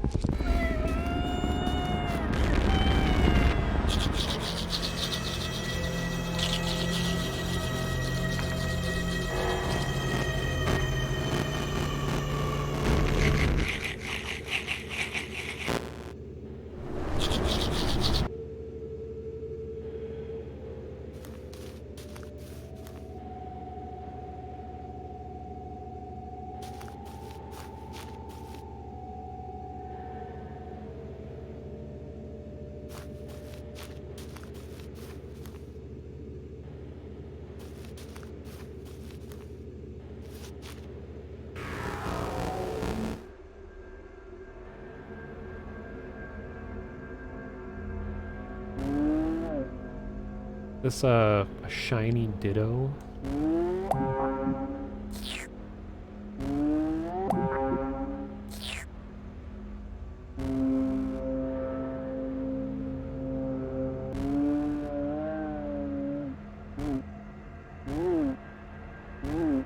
It's like a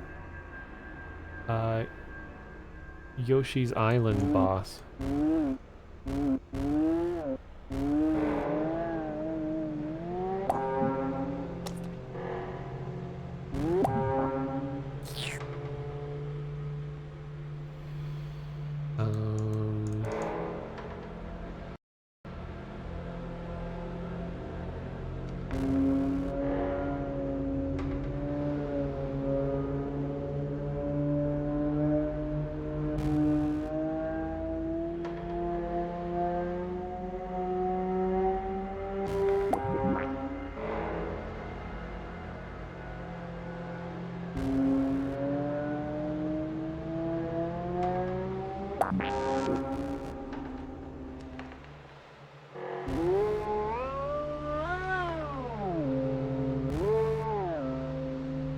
Turning into a meta ball.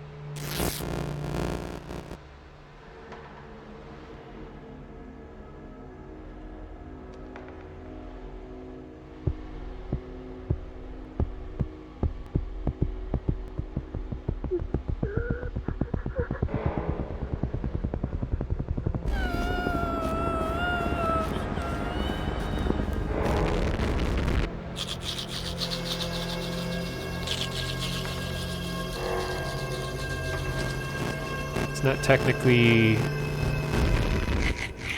fibrillation. The heartbeat is out of control. Inconsistent.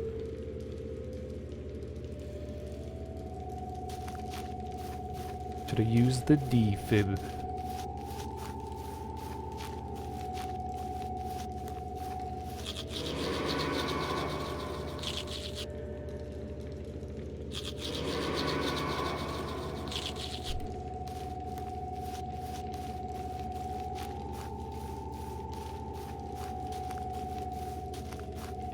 So we have one more. I'm trying to guess, like, what is this gonna be? Is it gonna involve the heart characters somehow?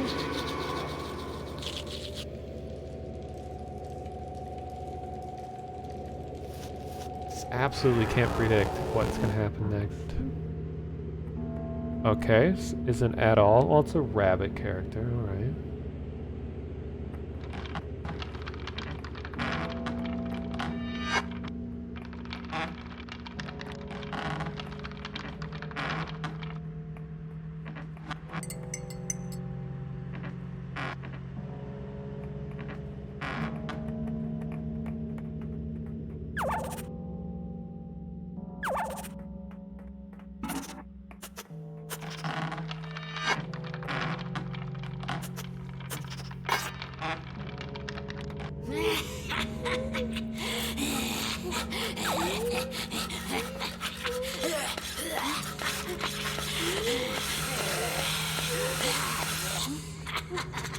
Alright.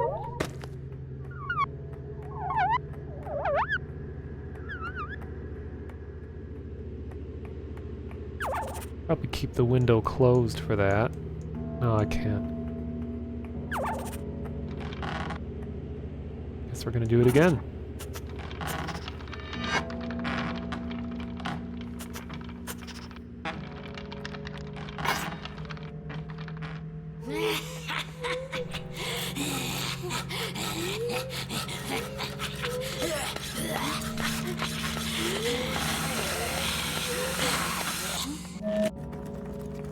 Alright, mister, you're in trouble.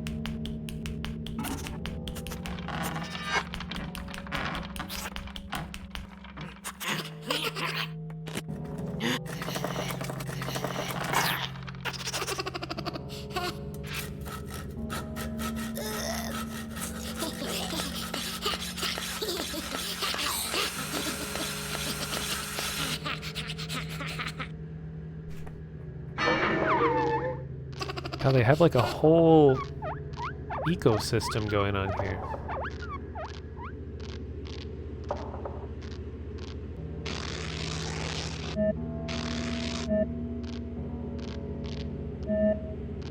At least that rabbit is now employed.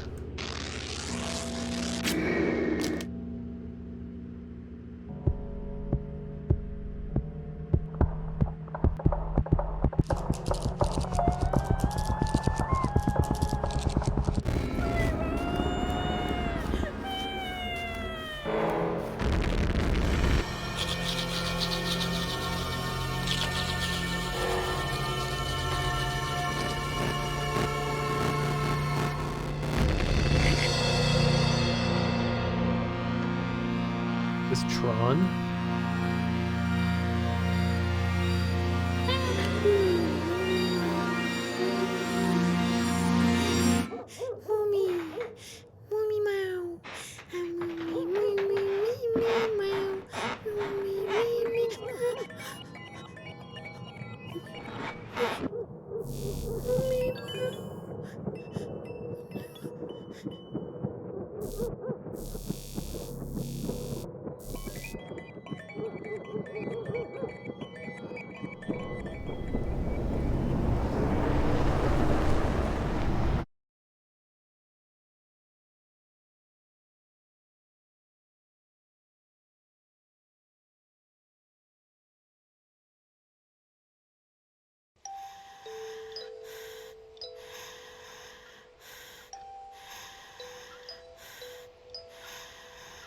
If it is like their own whole ecosystem with prey creatures and predator creatures, making their own little world go around, who are we to judge? This is their society that we're invading. From a human perspective, it may be a little fucked, but it's their world, their rules.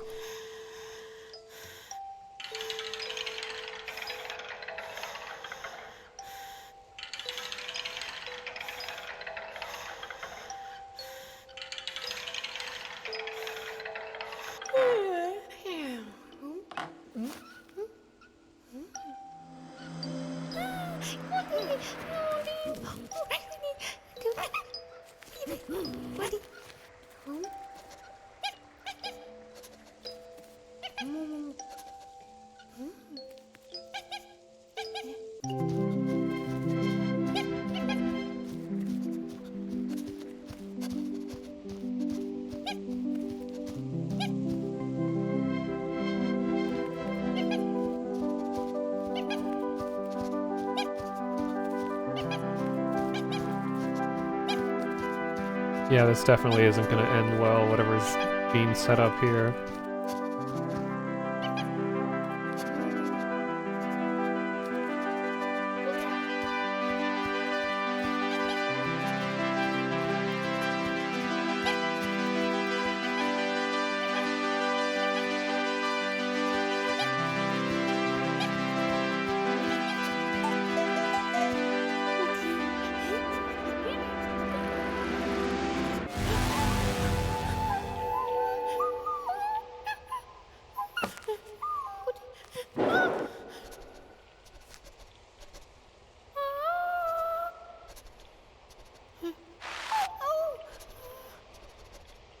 Come on, Dev, you better not.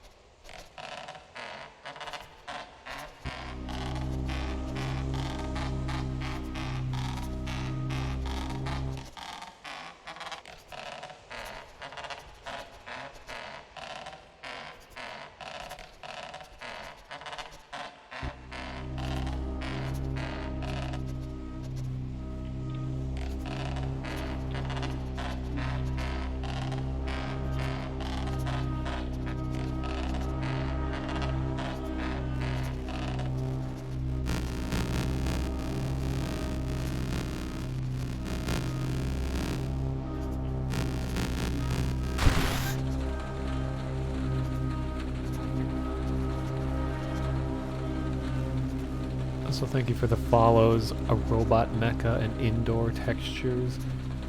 Indoor textures, I remember when you probably made that account when Vinny was like, hey, this game has really nice indoor textures, and then you're like, I have a name. Anyway.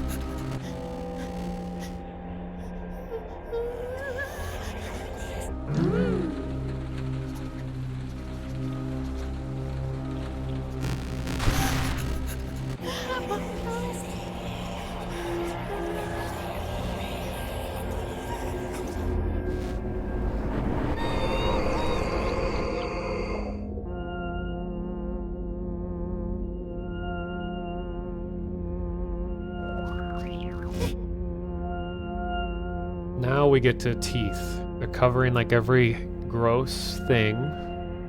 Oh, here we go. Okay, it's not as bad as they could have gotten, but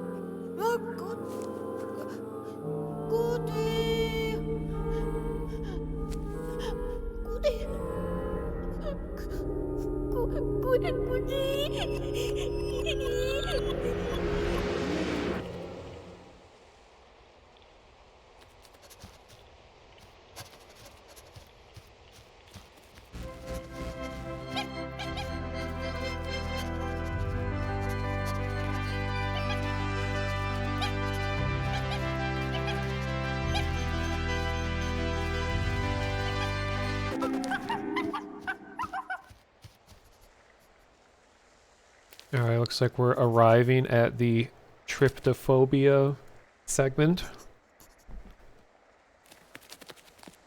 Just guessing.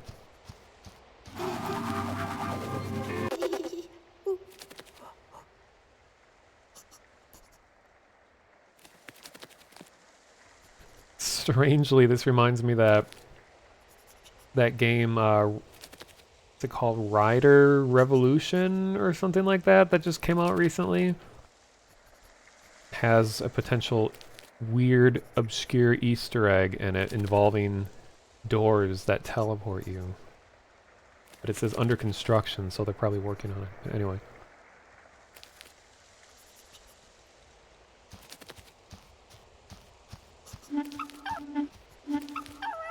Yeah, it's the Ubisoft game with like the... It's like Diddy Kong Racing, but with real people, because you can fly and bike and ski all in like one race. I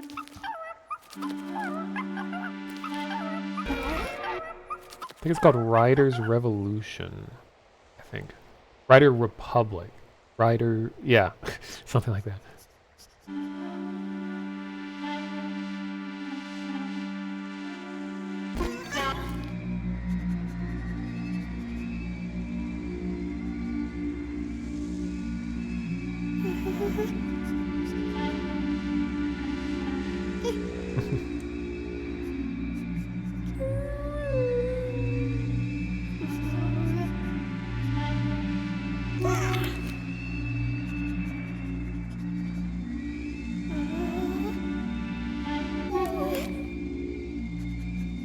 When games like this usually aren't being literal, like I don't think it's just a demon.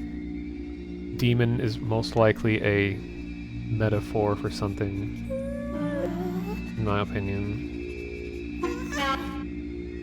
Like these days it's too lazy to design a game that just has morbid things for the sake of being morbid. There's always got to be some kind of subtext.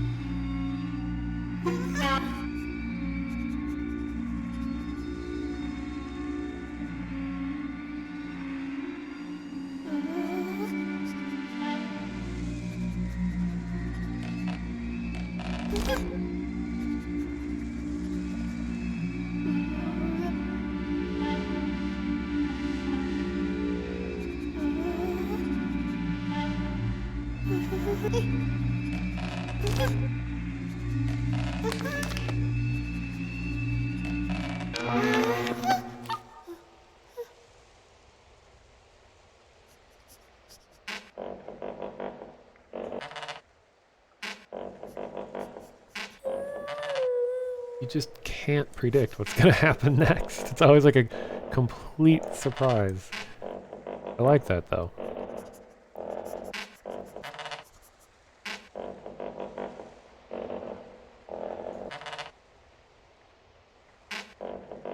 Oh, wait, okay. This way. Oh. Nice. Making a strand beast.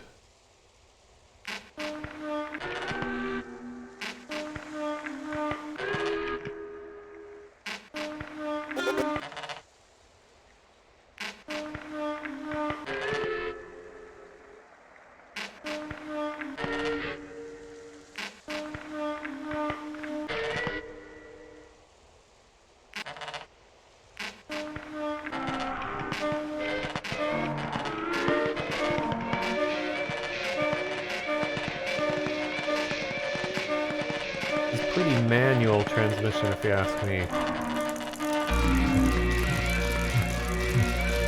Holy crap, it's a way of life.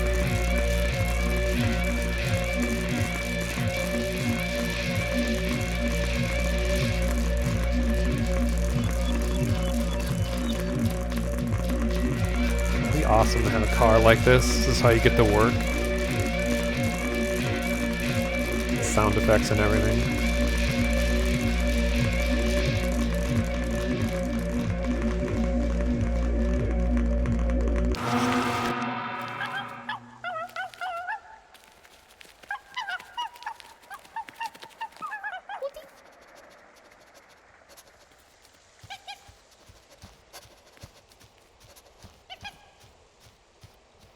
Just a few steps from Morrowind public transportation. Nice.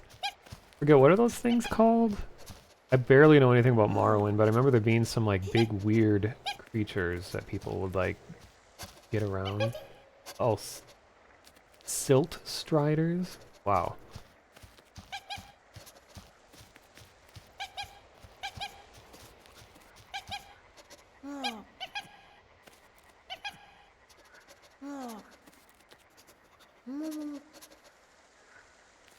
I mean, these kinds of things, like I know you guys were saying that this is like a... that Orthodox crosses?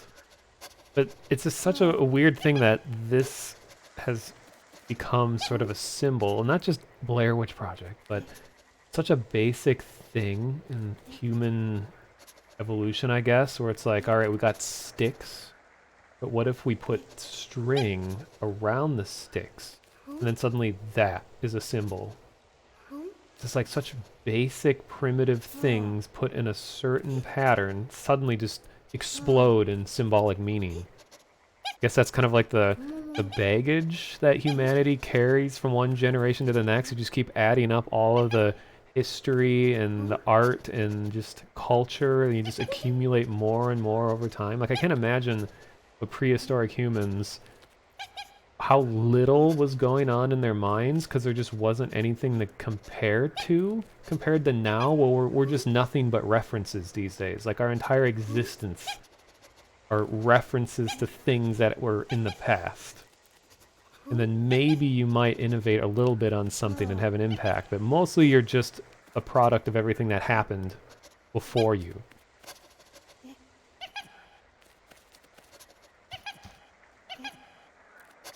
Yeah, it just would be so interesting to be able to just watch points in history that weren't documented with video or anything like that.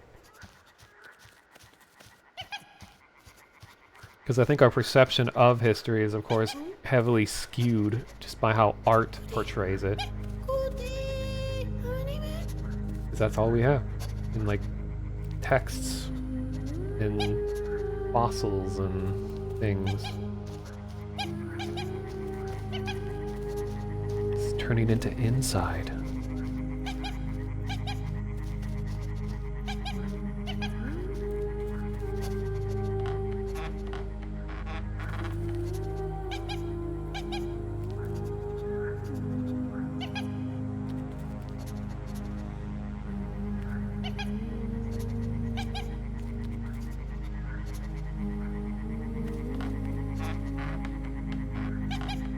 I mean, speaking of like prehistoric humans, it's that one of the most interesting analyses I ever heard regarding early human culture was what could have been the origin of art, because there was a bunch of like axe heads that were found in some culture that were made out of like a really peculiar material that they normally wouldn't use. And they were sharpened like to perfection and were just never used, and there's tons of them. But, like, what they ended up figuring out is that there was a point where the culture had such an appreciation for tools, you know, like something that is essential to their everyday life, that some just started making them for the sake of enjoying the craft and the perfection of said thing. So it's like, when you think about art forms these days, and how complex it's gotten. It's just like back then that even humans that early on would actually make things not just for utility purposes, but because they valued like the intrinsic cultural value of the thing and didn't actually use it. They just wanted it to exist because it makes them feel good to look at and to appreciate. And I think that just takes on many different forms in our culture today. Yeah, and like cave paintings and things like that, like none of that's essential. I mean, maybe they're taking count of something, but like, I don't know. I think it's... There was some huge article on it, on the subject I was talking about. It's called like the... I don't know if it was axe heads, particularly. It was like... prehistoric... I don't remember exactly. I think it was even on a podcast. But if you just look up things about like prehistoric art, I'm sure you'd eventually run into it.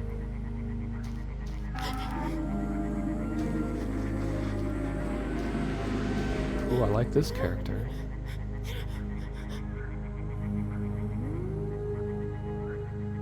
And I do like how a lot of early forms of human culture was this take thing and tie it to your body. Like, okay, tie stick to head, put leaf on body.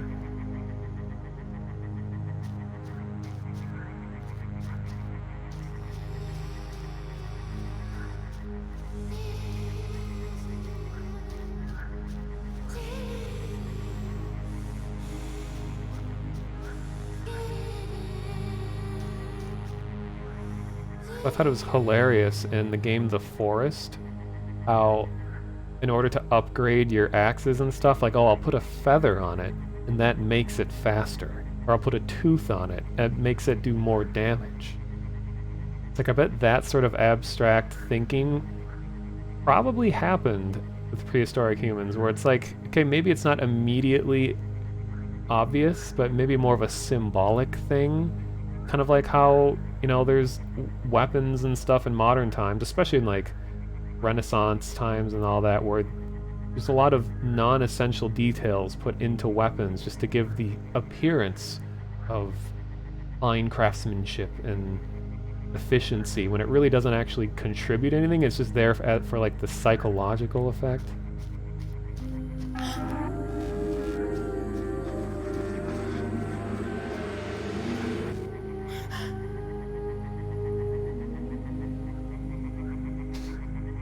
Yeah, put nuts on my truck to make it manlier.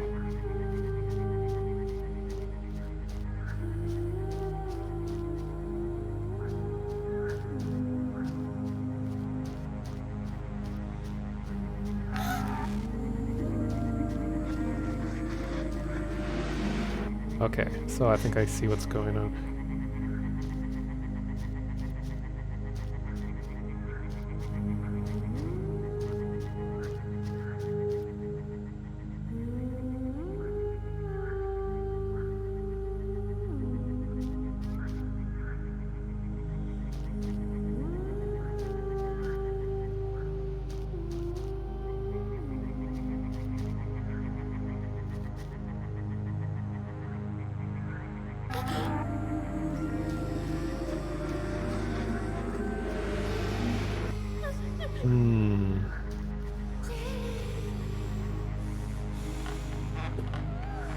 Oh.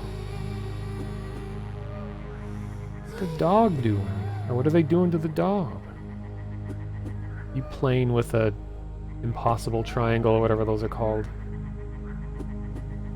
Just reading what you guys are saying, dog.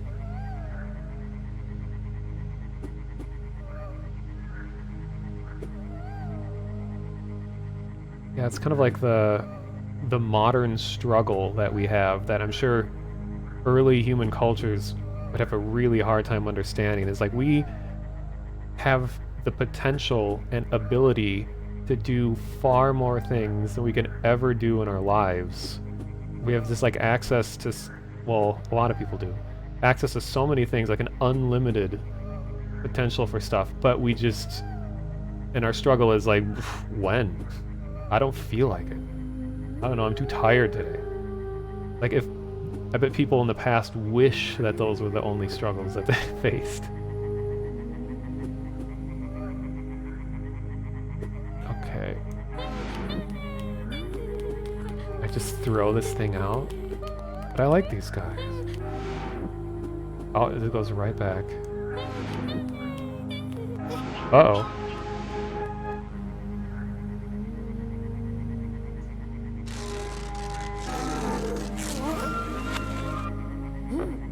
Oh.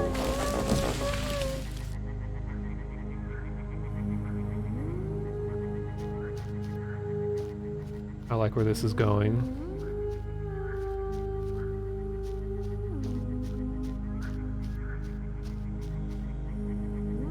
Hey guys, what's going on?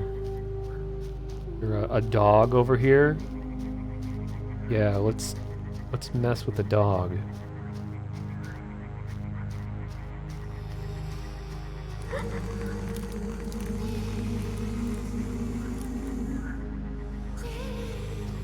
Not good when the scary thing is afraid of another scary thing that you are not aware of.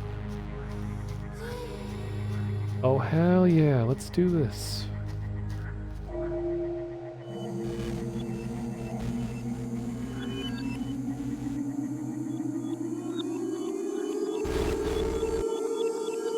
Excuse me, what?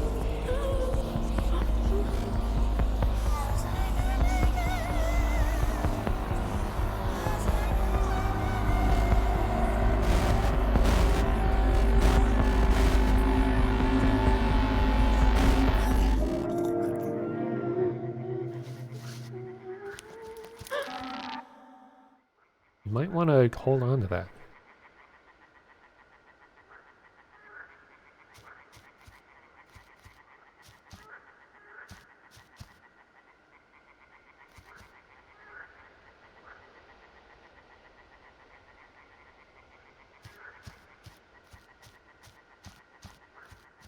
Yeah, they left some for me. It's very courteous.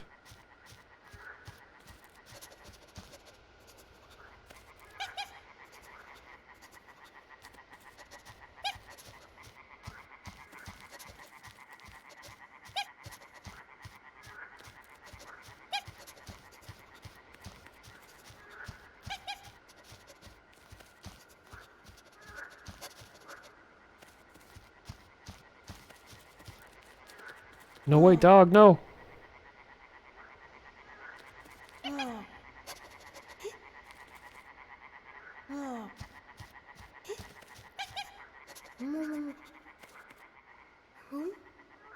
What is kind of interesting about this is like, we as the player is a character too, because I've been affecting things in the environment that the kid acknowledges, but is not doing themselves. So I feel like maybe at some point, we as the player might become acknowledged. This seems like the kind of game that would do something like that.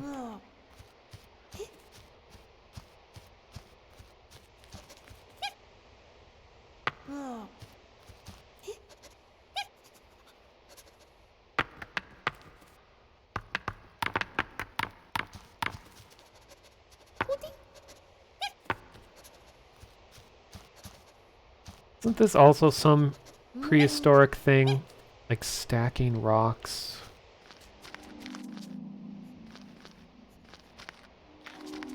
Now there's people that do this these days that are absolutely insane at it.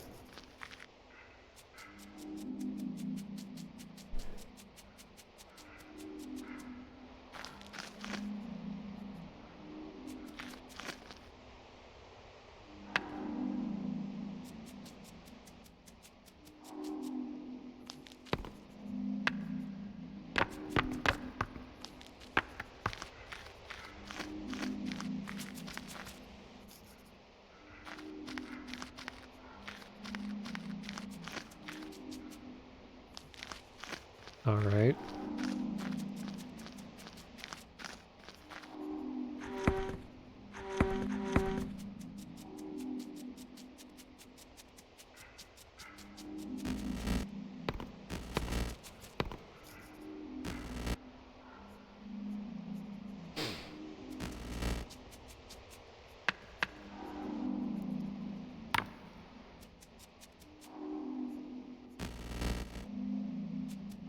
sound makes it feel like I'm fixing the reception on my TV, the antenna.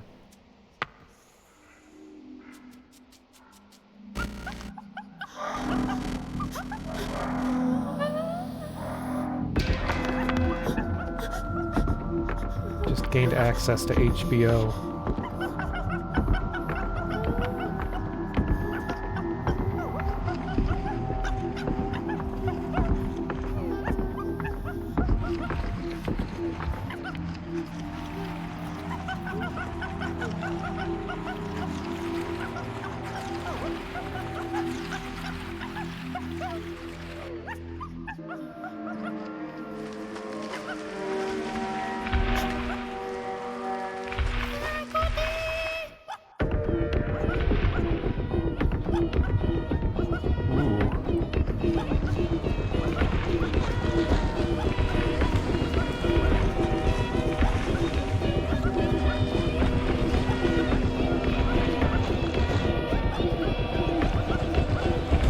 If I go back. Oh, it reverses, alright.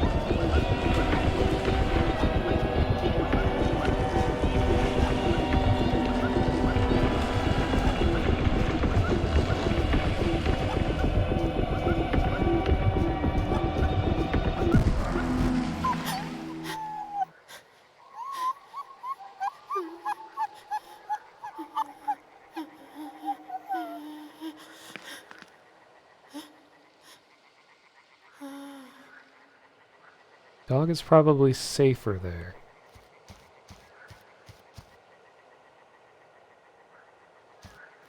There was story I read on Twitter to summarize it really quickly. It was a guy that claims, you know, you never know if this is true or not, but that so he and his girlfriend had a black cat that was really mean and would scratch and attack, and it was really like unpleasant for everybody.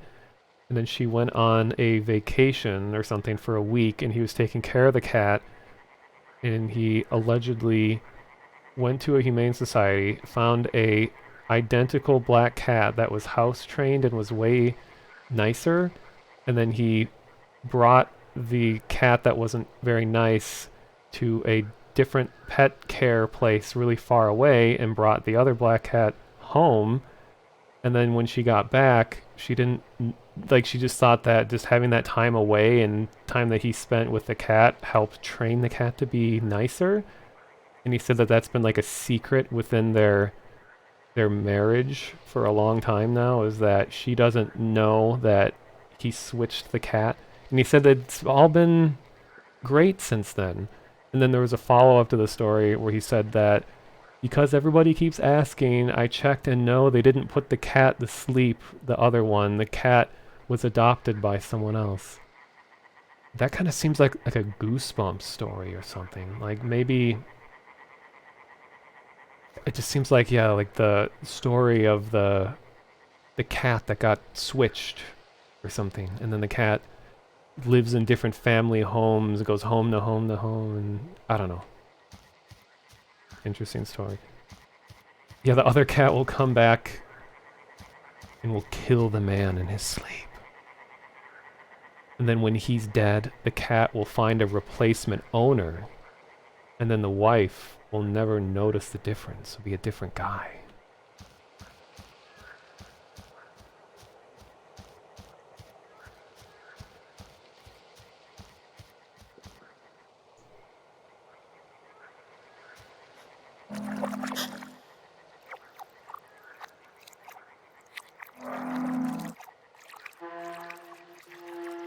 You sure you want to touch this?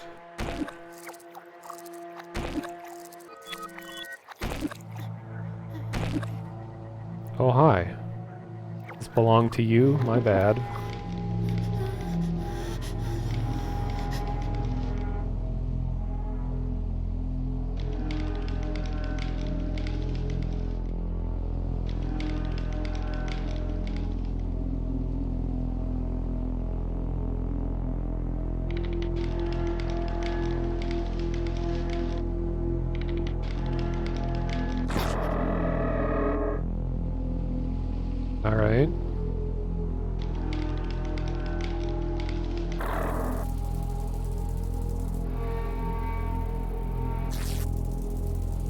Alright.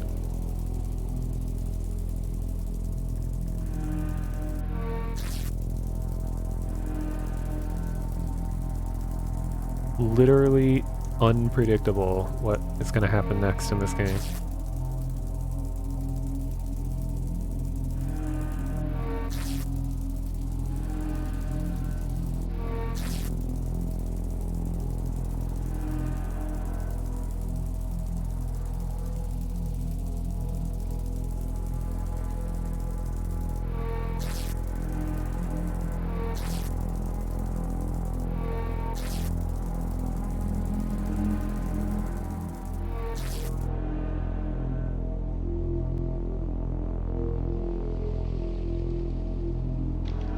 Some people would pay for that service. I did it for free.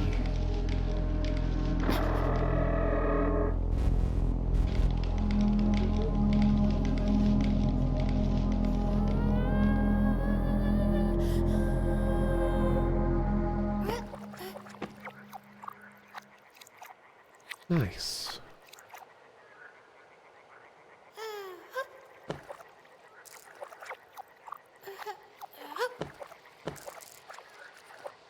See, this kid is improving the lives of all of these creatures.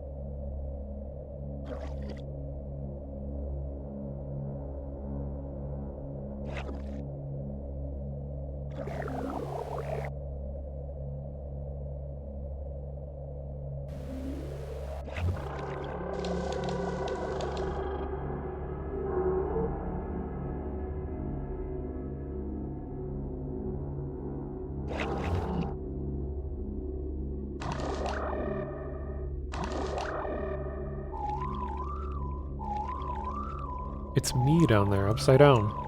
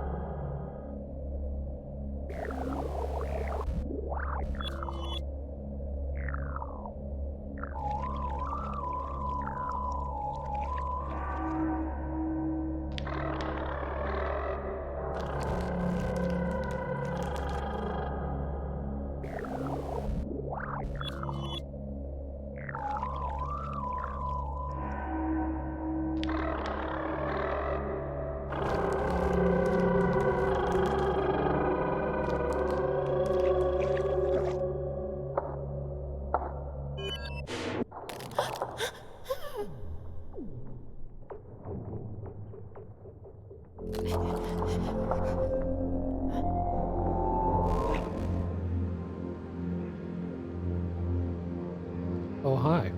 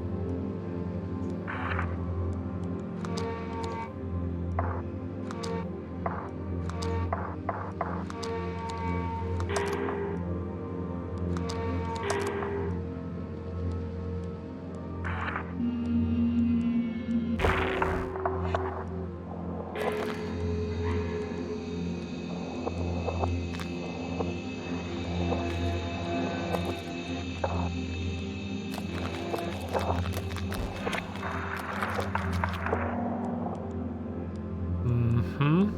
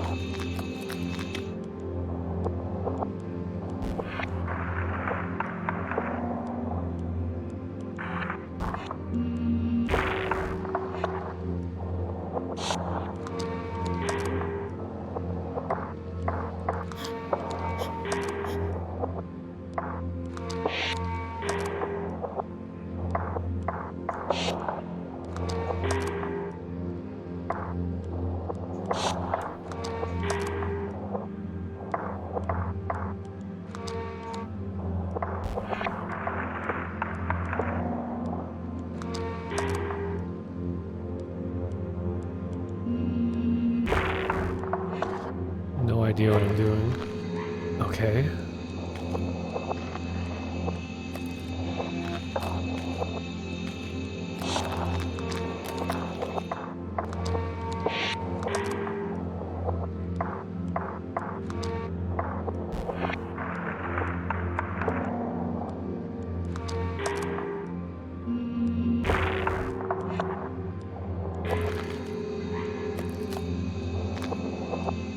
Well, we got 2 arms and 2 legs.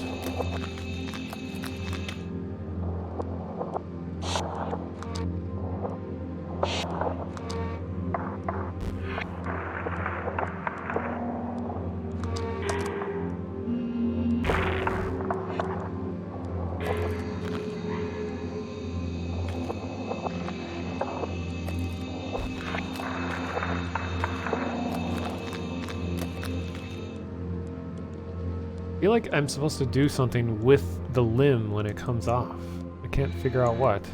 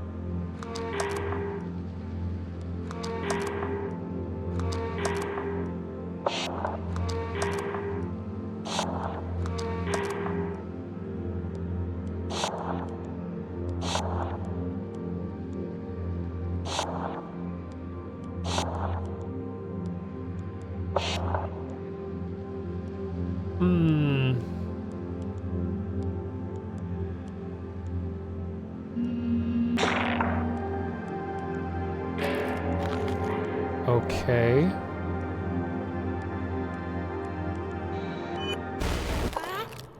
Really no idea what the logic behind that was.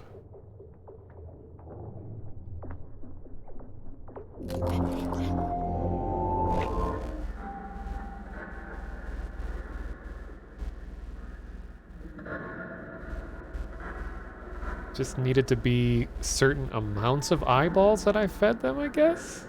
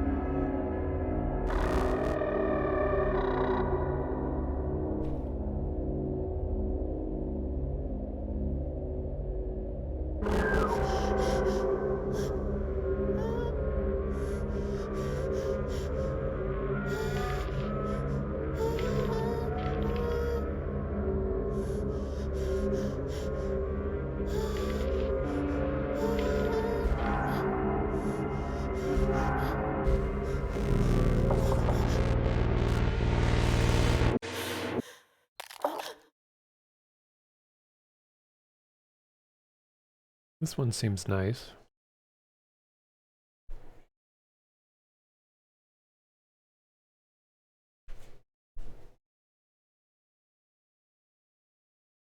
Alright, grabbing a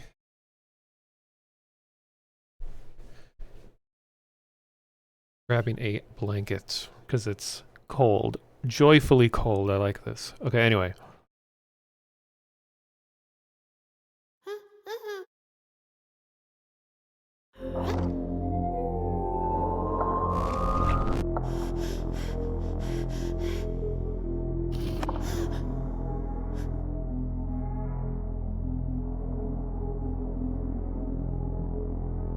I do appreciate that even though this game does have a lot of like weird stylized violence and kind of gory things, that is its own type of all of that. We're not just seeing like intestines falling out and like all the usual stuff that you see in horror. It's kind of like its own brand of horror, I think. I can appreciate. Not usually my thing, but this game does it in such a way that it's interesting, I think.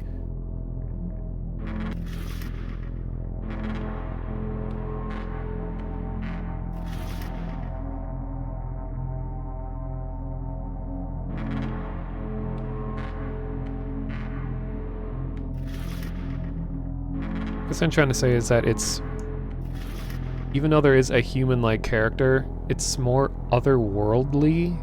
It's not just human gore, it's like other life form-like things.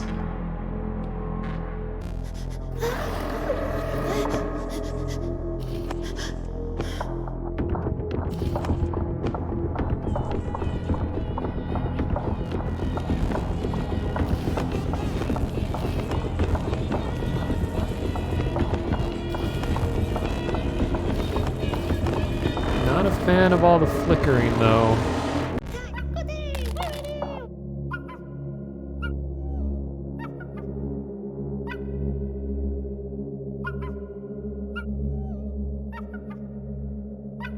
Oh yeah, this developer definitely has experience with this kind of thing. If you look at their previous games, they're all like just really unique art direction like this, and they also have that sort of like paper doll appearance to everything.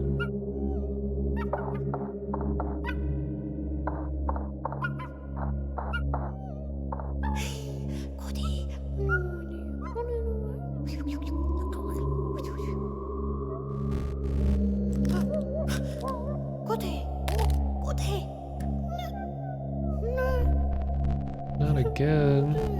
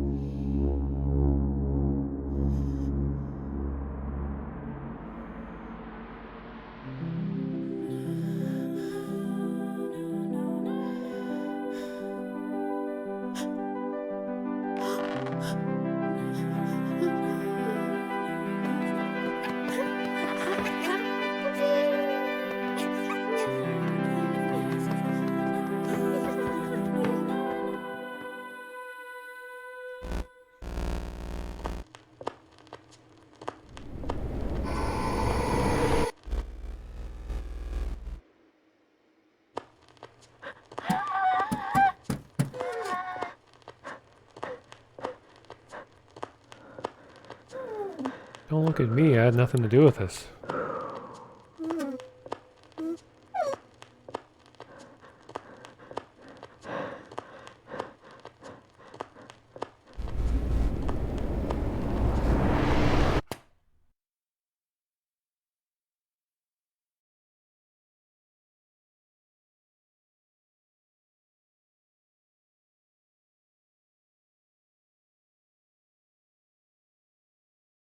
Yeah, then people ask you why you're tired in the morning.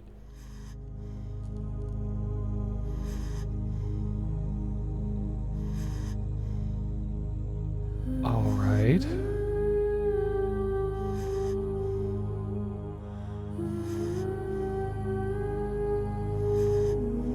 Is that the end?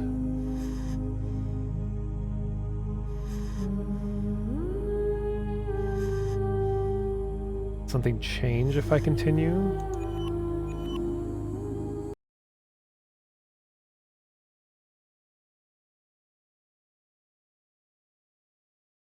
There are no other endings. Hmm.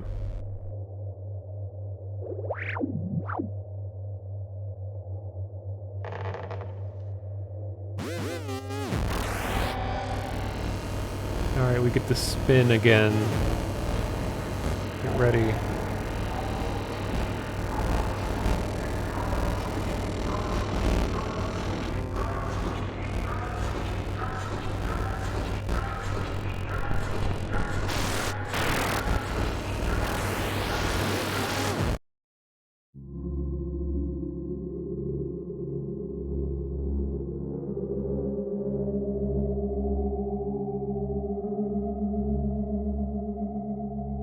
Speaking of spinning, you know, I'm sure most of you in chat are from the Vine Sauce community, and we have our precious Speen meme. We've noticed that other unrelated communities, like the larger Twitch stream audience, they have something called Coggers as their version of Speen.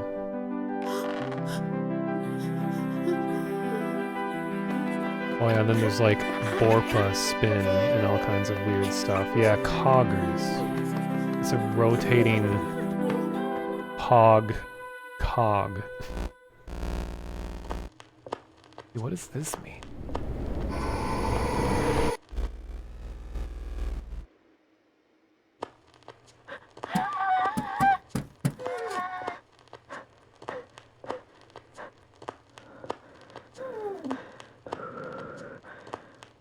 Yeah, it did give me an achievement that said happy end.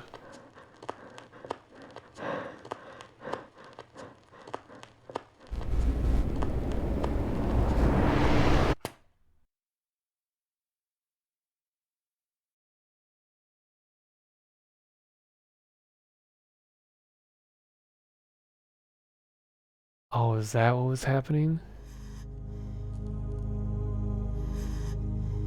The demon thing swapped with the kid. Now demonic kid is out in the waking world.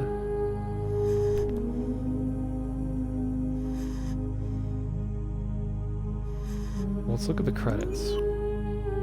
Oh my god. Okay. Probably one of the best ways of showing credits I've ever seen.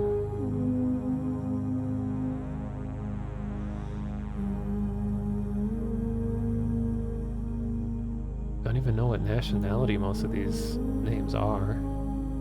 Ra Ungrova, Jan Kracheville, Semik Vorsky, Kunze, Berlinger, Hubert Senetrak, Matasik Dvarak, Czech. It didn't quite look Polish. Yeah, I mean, Czech would make sense.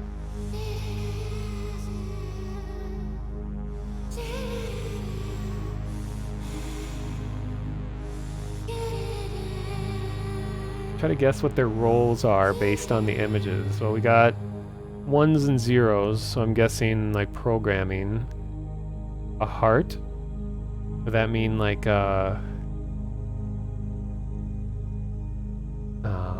narrative design maybe? Oh no, I guess like the brain, the pencil would be like art. The music and vocals. And is the umbrella like testing? Amanita is a Czech company. Okay.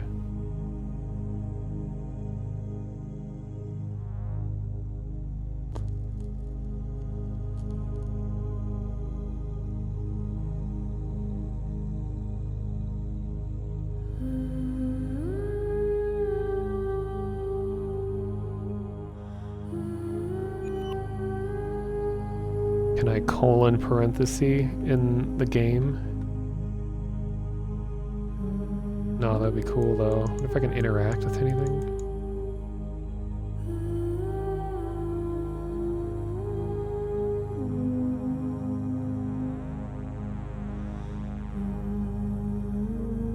Alright, I guess that's it?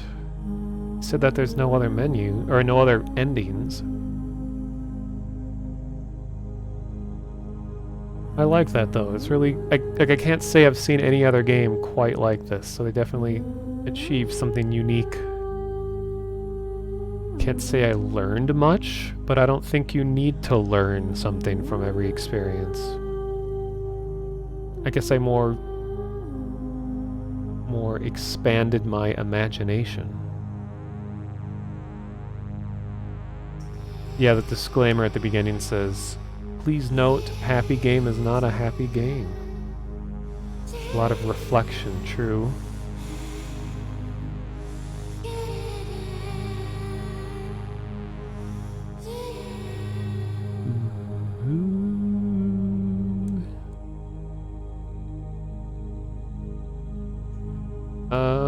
What else should I do?